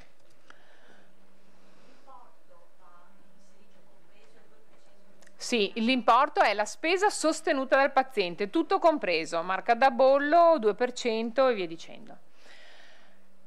Ok? Se poi qualcuno di voi ha piacere di andare a approfondire di più la questione del sistema tessera sanitaria, in realtà non è cambiato niente rispetto all'introduzione dell'obbligo che è stato introdotto appunto l'anno scorso, quindi trova sul sito dell'Ordine in area riservata le slide dell'evento che abbiamo fatto a novembre dell'anno scorso, e sul canale YouTube dell'Ordine anche la videoregistrazione dell'evento. Quindi insomma, se per caso avete bisogno di approfondire qualche cosa, sapete che quel materiale lì, anche se è di un anno fa, rimane assolutamente attuale.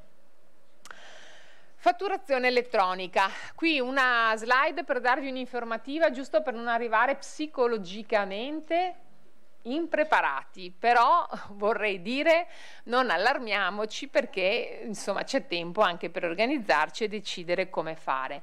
È stata annunciata a livello ufficiale, quindi in un disegno di legge, l'introduzione della fatturazione elettronica tra privati dal 1 gennaio del 2019, il che significa che l'obbligo della fatturazione elettronica, che oggi c'è solo per chi lavora con le pubbliche amministrazioni, viene esteso a tutti i rapporti contrattuali con i privati, ovviamente privati facenti capo al settore, agli operatori economici, voglio dire, non l'utente finale della prestazione, perché il paziente non sarà mai nelle condizioni di ricevere una fattura in formato elettronico. Quindi rimarrà una gestione cartacea per i pazienti e ci sarà invece una gestione elettronica per la fatturazione ad enti, scuole private, non solo pubbliche, cooperative, poliambulatori, e giusto per capirci, tutti quelli che sono soggetti operatori economici. Anche le aziende, certo. Quindi bisognerà insomma iniziare a metabolizzare l'idea che comunque effettivamente dobbiamo un po' prendere dimestichezza con questi strumenti. Probabilmente ci sarà un alleggerimento di tutta una serie di obblighi fiscali proprio per il fatto, o almeno così insomma ci hanno promesso, proprio per il fatto che si diffonderà ad ampio raggio la fatturazione elettronica, e quindi tutti i dati che vengono acquisiti normalmente dall'Agenzia delle Entrate, perché vengono fatte delle comunicazioni specifiche, mi viene in mente lo spesometro in primis, dovrebbero essere pari pari aboliti, proprio perché comunque il dato viene acquisito lo stesso per il tramite della fatturazione elettronica, perché la fatturazione elettronica, giusto per capirci, è una fattura che viene fatta con un software specifico che comunica con il sistema di interscambio dell'Agenzia delle Entrate, quindi è ovvio che tutto quello che viene fatto nella forma della fattura elettronica, firmato digitalmente, conservato sostitutivamente, transita per l'Agenzia delle Entrate in automatico, che è il primo ente che fa il controllo della fattura che voi mandate. Quindi è ovvio che sarà sì magari un appesantimento dal punto di vista dell'emissione delle singole fatture, però dall'altro lato facilmente ci sarà un alleggerimento di altri obblighi che comunque di solito sono tipici di chi appunto ha una partita IVA. Quindi ma faremo a tempo a parlarne, poi vi dirò la verità che questo annuncio dell'introduzione al 1° gennaio 2019 siamo abituati a ragionare sempre sulle proroghe che l'Agenzia delle Entrate fa, e credo che insomma sarà facile che una proroga ci sarà senz'altro, perché il primo a non essere pronto sarà l'amministrazione pubblica a ricevere questa mole di dati, però insomma ci arriviamo, quindi è bene iniziare anche a ragionare sul fatto che in studio bisogna avere una connessione internet e un computer e una stampante, insomma questo è la base per la quale comunque bisogna essere comunque strutturati. ISA, anche qui solo giusto per dare delle informazioni su quello che succederà l'anno prossimo quando andrete a chiudere la dichiarazione dei redditi del prossimo anno. Per chi non ha regimi agevolati, quindi non è né nel regime dei vecchi minimi né nel regime forfettario, anno per anno si è trovato a dover affrontare la compilazione, da solo con l'aiuto del suo commercialista, del vecchio studio di settore. Dico vecchio perché in realtà con il 2016 lo studio di settore è andato in pensione e dal 2017 c'è un nuovo strumento che si chiama ISA, che non è il diminutivo di Isabella, ma è una sigla che significa indici sintetici di affidabilità fiscale. Vabbè. Allora, in realtà cosa è successo? Che da un anno che ci stanno dicendo tenete duro che è l'ultimo anno che facciamo gli studi di settore, l'anno prossimo sarà tutto più semplice, non ci saranno più, i dati saranno molto più semplici, ci saranno questi nuovi indici, ci sarà un regime premiale e in realtà adesso abbiamo visto che cos'è questo strumento perché abbiamo le prime bozze approvate. Allora intanto ve lo presento, è uno strumento, si dice, di compliance fiscale che calcola il grado di affidabilità fiscale. Quindi eravamo abituati che lo studio di settore calcolava degli indici, congruità, coerenza e normalità economica, e diceva se eravamo congrui o no, economicamente normali o no, coerenti o no. Adesso invece cosa succede? Che non ci danno più, non si fa più riferimento a questi indici, ma con l'ISA ci viene dato un voto sull'affidabilità fiscale da 1 a 10. Da 1 a 10, nessuno dice che 6 è la sufficienza, però insomma secondo me prima o poi ci arriviamo che ci diranno anche questo, va bene? Quindi ci daranno un voto da 1 a 10 a seguito della compilazione del modello ISA che allegheremo come al solito alla nostra dichiarazione dei redditi. Più siamo affidabili, più conquistiamo una limitazione all'attività di accertamento da parte degli uffici finanziari, quindi ci diranno in che modo, però in teoria dovremmo essere un pochettino più tranquilli sotto il profilo dei controlli se abbiamo un voto alto nell'affidabilità fiscale. Avremo come sempre la possibilità di adeguamento, quindi ecco, diciamo che diversamente da quello che succede a scuola, i voti a scuola non si comprano, qua volendo compro un voto un po' più alto perché pago per alzare il livello della mia affidabilità fiscale. Facendo cosa? Semplicemente dichiarando quel po' di compensi in più che l'Agenzia delle Entrate vorrebbe da me e pagandoci ovviamente le imposte relative in modo da conquistare un voto un pochettino più alto. Come succedeva per gli studi di settore, l'esclusione comunque rimane da questo strumento di accertamento e di verifica per chi è nel regime dei minimi e per chi è nel regime forfettario. Detto tutto questo, se devo dire la verità, A me sembra che cambi molto poco rispetto al vecchio strumento dello studio di settore, perché comunque insomma bene o male mi danno un voto, mi dicono che posso adeguarmi, mi dicono che c'è un regime premiale se sono bravo e tutti gli indici a posto, quindi è un po' tutte le cose che abbiamo già sentito trite e ritrite sugli studi di settore. E allora ho detto beh vabbè, aspettiamo di vedere i modelli, ci hanno detto che saranno più semplici nella compilazione e adesso sono usciti e quindi andiamo a vederci il modello. Allora, il modello è questo. ISA, indice sintetico di affidabilità fiscale, vedete che è una prima bozza del novembre di quest'anno, e se noi andiamo a vedere i dati, io non so se voi abbiate mai visto uno studio di settore, però praticamente sono assolutamente, allora per chi non l'ha visto si fiderà di quello che gli dico, sono assolutamente gli stessi dati che ci chiedevano negli studi di settore, identici, se c'è un lavoro dipendente a tempo pieno o a tempo parziale, se siamo pensionati, se svolgiamo altre attività di impresa, quando ci siamo iscritti all'albo, in che anno abbiamo iniziato l'attività. Se andiamo avanti ci chiedono i dati sul personale, quadro A tra l'altro, stesso nome dei quadri che avevamo nello studio di settore, identico. Lo studio di settore invece che AK si chiamava VK, però V20U era uguale.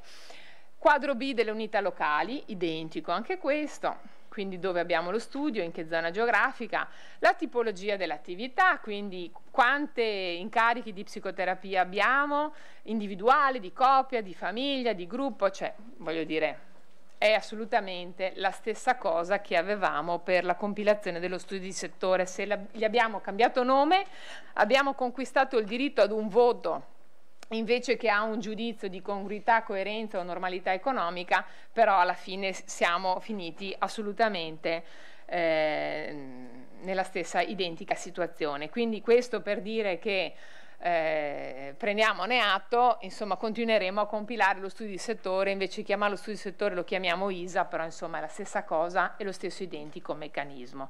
Però questo ce ne preoccuperemo quando faremo la dichiarazione dei redditi l'anno prossimo per il 2017, quindi con l'unico 2018.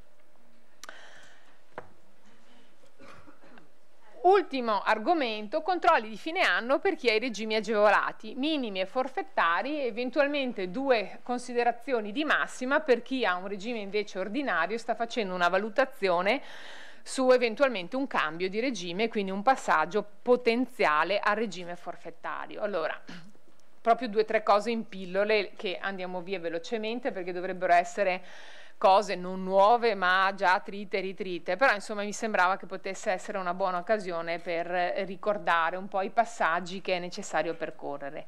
Allora, innanzitutto ricordiamoci che ogni anno verso la fine dell'anno dobbiamo verificare la sussistenza dei requisiti per il regime agevolato per conquistare l'agevolazione anche per l'anno successivo, quindi tutti i requisiti per poter accedere al regime dei minimi o al regime forfettario li ho nella fase di inizio dell'attività o comunque quando entro nel regime, ma poi entro la fine dell'anno devo controllare di continuare ad averli perché guadagno, se li ho, l'agevolazione per l'anno seguente. Se quest'anno uno dei requisiti è venuto meno, banalmente ho sforato, e sia in un caso che nell'altro il tetto massimo dei compensi sono andato oltre i 30.000 euro, non posso fare niente che non prendere atto che il prossimo anno non sarò più nel regime dei minimi o nel regime forfettario, ma passerò in automatico al regime ordinario, giusto per fare l'esempio più classico. Io qua vi ho messo, però eviterei di leggerle pedissequamente, i principali requisiti di accesso divisi tra regime dei minimi e regime forfettario, giusto perché così almeno se qualcuno ne ha bisogno va effettivamente a vedersi le slide e a controllare se aveva il dubbio sulla permanenza di qualche requisito.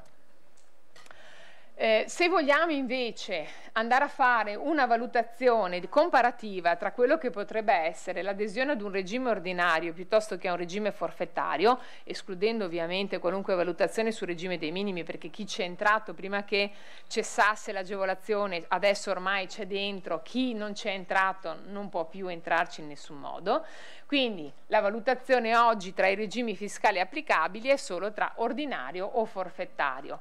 Va ovviamente valutata caso per caso, ma ma in via generale dopo i primi 5 anni di attività, perché nei primi 5 anni di attività sicuramente aderisco al regime forfettario se ne ho i requisiti, perché la tassazione al 5% del regime forfettario per i primi 5 anni è talmente contenuta che non ha nessun senso fare delle valutazioni diverse, ma per gli anni successivi possiamo in via veramente generale, giusto per avere uno strumento di valutazione, dire che il regime forfettario magari va meglio per chi ha altri redditi soggetti ad IRPEF, quindi dopo il 5º anno, per evitare quello che si chiama l'effetto cumulo tra redditi. Dopo il 5º anno vi ricordo che il regime forfettario passa l'aliquota dal 5 al 15%, il 15% che potrebbe essere così oggettivamente, visto dal di fuori, un'aliquota tutto sommato bassa se la confrontiamo con le aliquote IRPEF ordinarie,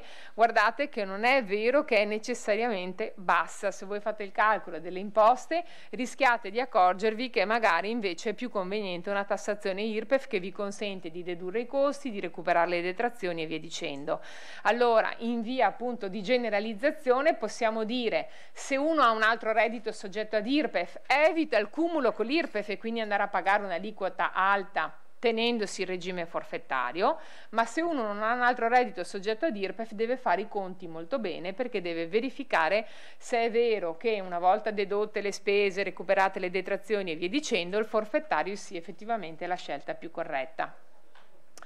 Meglio eventualmente fare una valutazione che comprenda anche quello che può essere il costo di gestione della partita IVA, perché è ovvio che nel momento in cui io ho un regime forfettario posso pensare all'autogestione della partita IVA, nel momento in cui ho un regime ordinario gli adempimenti sono talmente tanti e talmente caotici che sono costretto a delegare. La delega ovviamente ha un costo e quindi nel momento in cui io delego a un consulente dovrò entrare nell'ordine di idee di fare un confronto anche tra quello che è il maggior costo che ho del consulente e la tassazione relativa, quindi capite che devo mettere insieme diversi elementi nella valutazione. Però per grandi generalizzazioni in questa slide io vi ho riassunto un po' quelle che possono essere le conclusioni alle quali noi possiamo arrivare.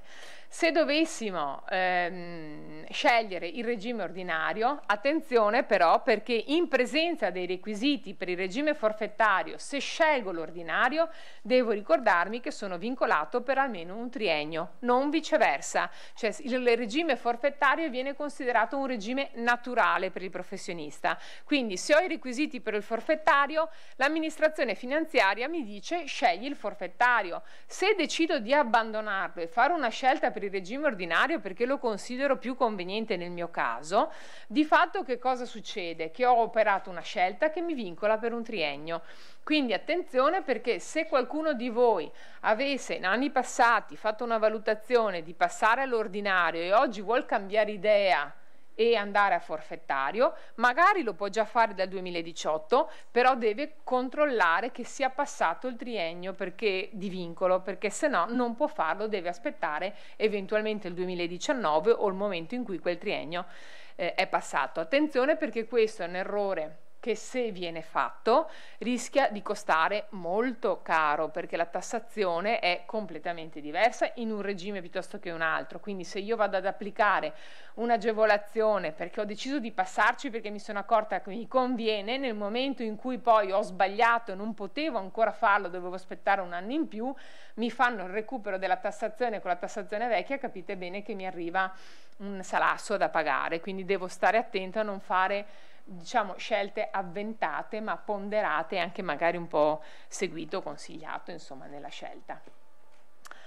Credo che siamo in conclusione, quindi se abbiamo delle domande, abbiamo ancora non più di 5, 6, 7 minuti, però ce la facciamo. Arriva il microfono. Arriva. Allora, io lavoro per una ONLUS, un ente di adozioni, come consulente psicologa libera professionista e ho regime forfettario. Sì. Allora, se non ho capito male, nelle mie fatture la marca da bollo non va messa? Non va messa perché la onlus è esente da imposta di bollo. Ok, rispetto al preventivo ovviamente io non lo devo fare, però devo comunicare all'ente invece gli estremi della polizza assicurativa. Sì, a meno che non l'abbiate già inserito nel contratto. Ok, a posto. Io volevo chiedere invece rispetto all'IVA, se sono nel forfettario e sono L'IVA non va mai. Mai. Il regime forfettario è sempre escluso da IVA. In ogni caso. In Anche ogni con- caso, sì, sempre. È un'esclusione generalizzata che prescinde dall'attività svolta. Velocissima. La fatturazione elettronica varrà anche per le onlus? Sì. Grazie.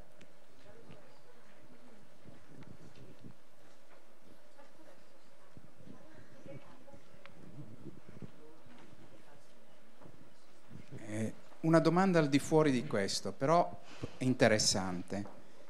Pagamento col POS. Ah sì, beh, interessantissimo, ma non l'ho messo apposta perché sennò ci perdevamo mezz'ora. Ma No. siccome bisogna effettuare, Allora, la banalizzo magari, ma la porto in estrema sintesi, cioè andiamo sul pragmatico. L'obbligo esiste di avere il POS per tutti gli operatori economici.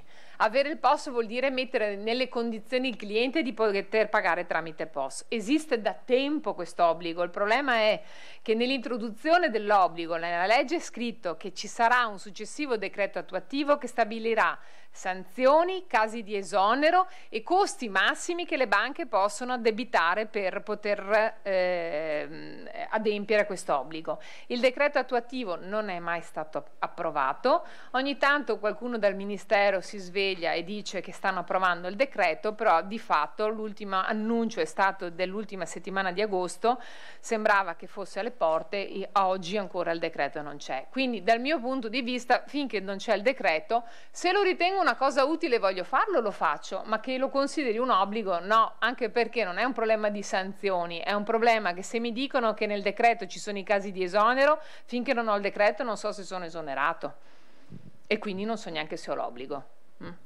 Niente.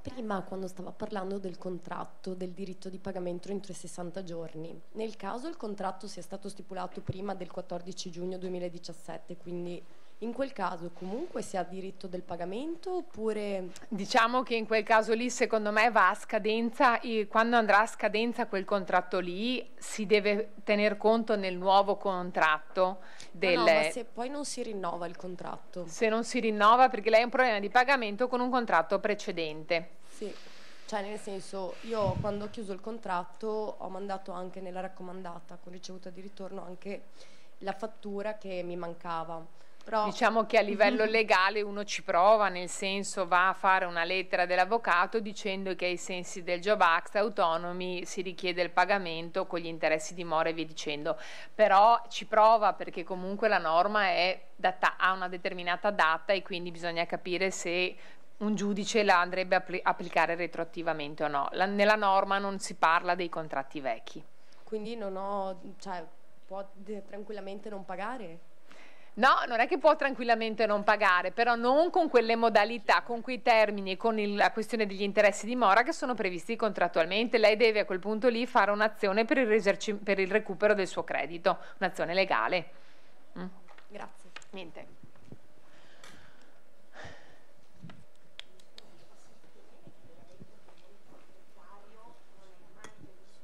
Io ho aperto, dottoressa, ho aperto la partita IVA il 2 gennaio di quest'anno e ho regime forfettario. Volevo sapere che scadenze ho, quando ho le prime scadenze per gli adempimenti fiscali e se ci sarà da parte dell'ordine delle linee guida per i nuovi...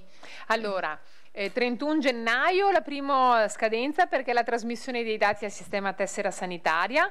La seconda scadenza sarà banalmente la dichiarazione dei redditi con versamento prima data utile 30 giugno dell'anno prossimo. Nient'altro. Prima di quella data nient'altro. Quindi 31 gennaio per il sistema TS, 30 giugno per il pagamento delle prime imposte. L'ordine, sì, cioè ritengo assolutamente di sì. La programmazione delle attività dell'ordine viene fatta anno per anno, non ha mai una cadenza superiore, però ormai è da tanti anni che facciamo a ridosso della scadenza della dichiarazione dei redditi degli incontri specifici, proprio dei seminari ad ampia platea per aiutare nella compilazione della dichiarazione dei redditi, di solito la prima settimana di giugno per i forfettari. Mi scusi, quando partirà, in qualunque momento sia, la fatturazione elettronica fra privati, significa che dobbiamo anche farci fare elettronicamente le fatture di cui siamo usufruitori, e indipendentemente dal regime? Sì, assolutamente. Perfetto. Grazie. Penso sia da indovina la domanda sulla fatturazione elettronica.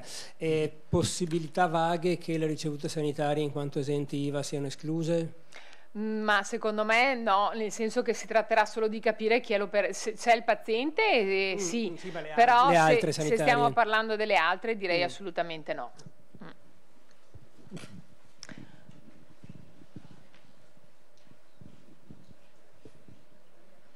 Prima diceva della delega per il discorso appunto del sistema tessera sanitaria.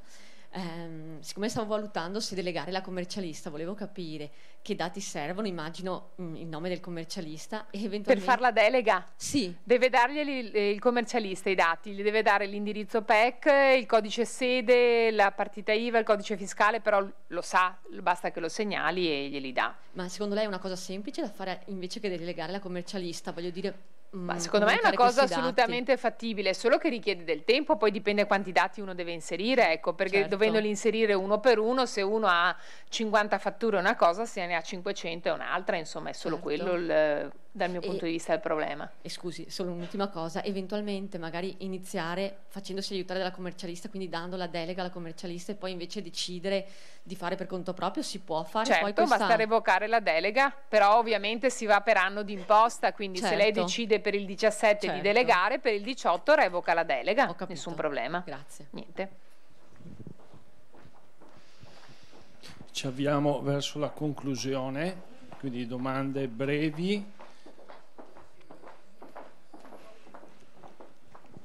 La marca da bollo ha un suo identificativo, una professionista nella mia fattura l'ha inserito. È un'altra chiacchiera da bar che non ha nessun fondamento normativo, non c'è nessuna necessità, no, basta che vada applicata la marca e basta.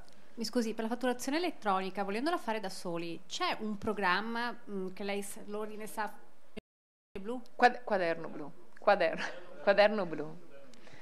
Lo troviamo anche dentro il sito dell'ordine l'indicazione? Sì. Grazie. Sì. Abbiamo fatto una convenzione e quindi... A proposito di quaderno blu, la trasmissione sistema tessera sanità viene fatta automaticamente o va integrata? E sono impreparata perché non conosco né il funzionamento di quaderno blu, bisognerebbe sentire la loro assistenza, non lo so. Perfetto, grazie.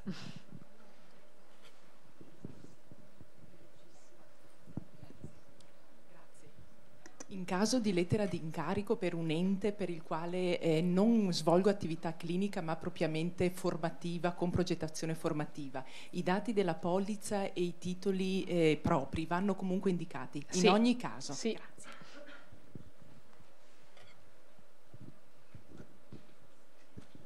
Salve, sempre in ambito formativo, se io dovessi fare un corso di formazione per dei genitori, come devo regolarmi per il preventivo? Nel senso che l'ente presso cui lo faccio non mi paga direttamente, ma mi ha chiesto di fare la fatturazione diretta al genitore, quindi al privato. Sì. Come devo regolarmi con la... devo farlo col privato, cioè devo fare un preventivo a tutti i genitori. Ok. Potrò farne uno che ovviamente va bene per tutti, però poi quindi devo consegnare ognuno la la sua copia. e faccio firmare anche... Sì, diciamo che sarebbe il momento di conferimento dell'incarico, quindi se si iscrivono per dire al seminario o agli incontri di gruppo che vengono fatti, lei dovrebbe nel momento in cui si iscrivono dargli anche il preventivo. Ok, va bene, grazie.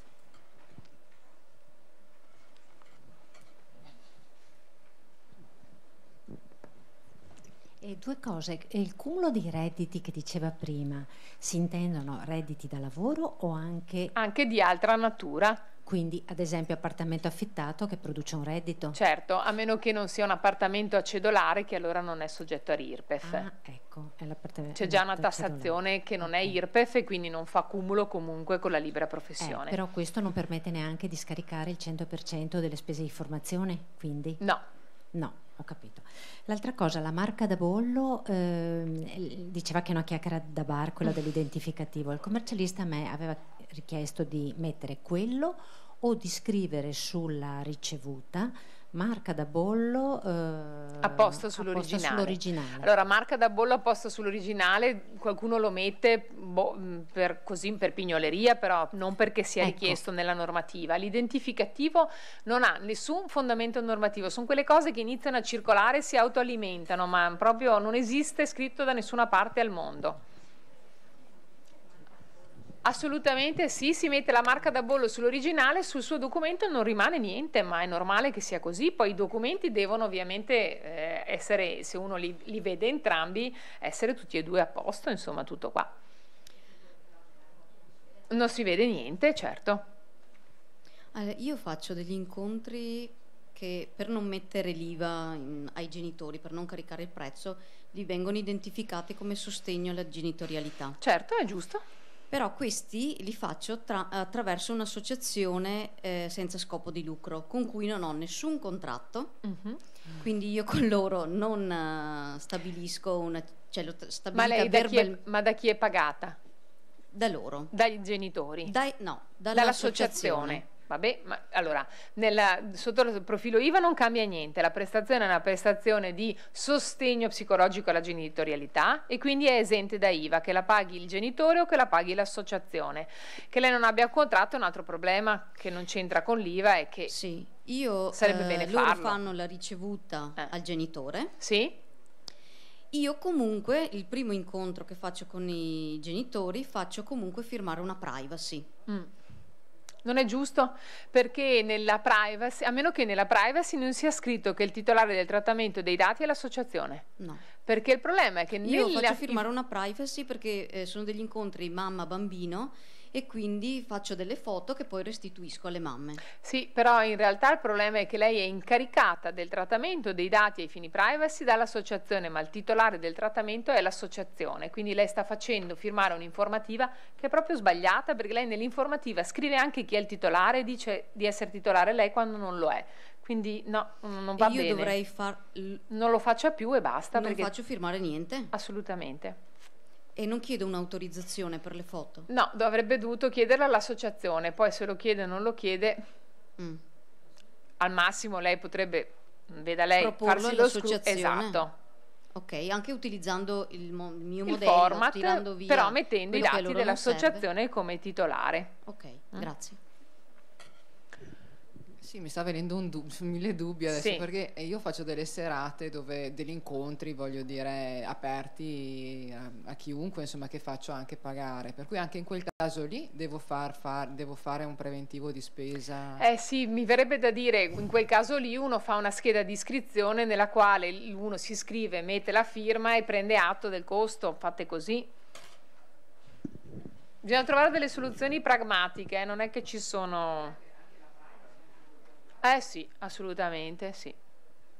Allora, io ho iniziato a inserire alcune fatture nel sistema tessera sanitaria. Sì. Mi sono accorta di aver nella fattura sbagliato un paio di codici fiscali, però avevo la scansione del documento come ci aveva consigliato. Li comunica corretti ovviamente e fa la correzione a mano sulla sua copia. E sulla copia del paziente invece? Glielo dice. A voce sufficiente? Sì, può che fare... tirino una barra e mettano il codice giusto. Perfetto, grazie.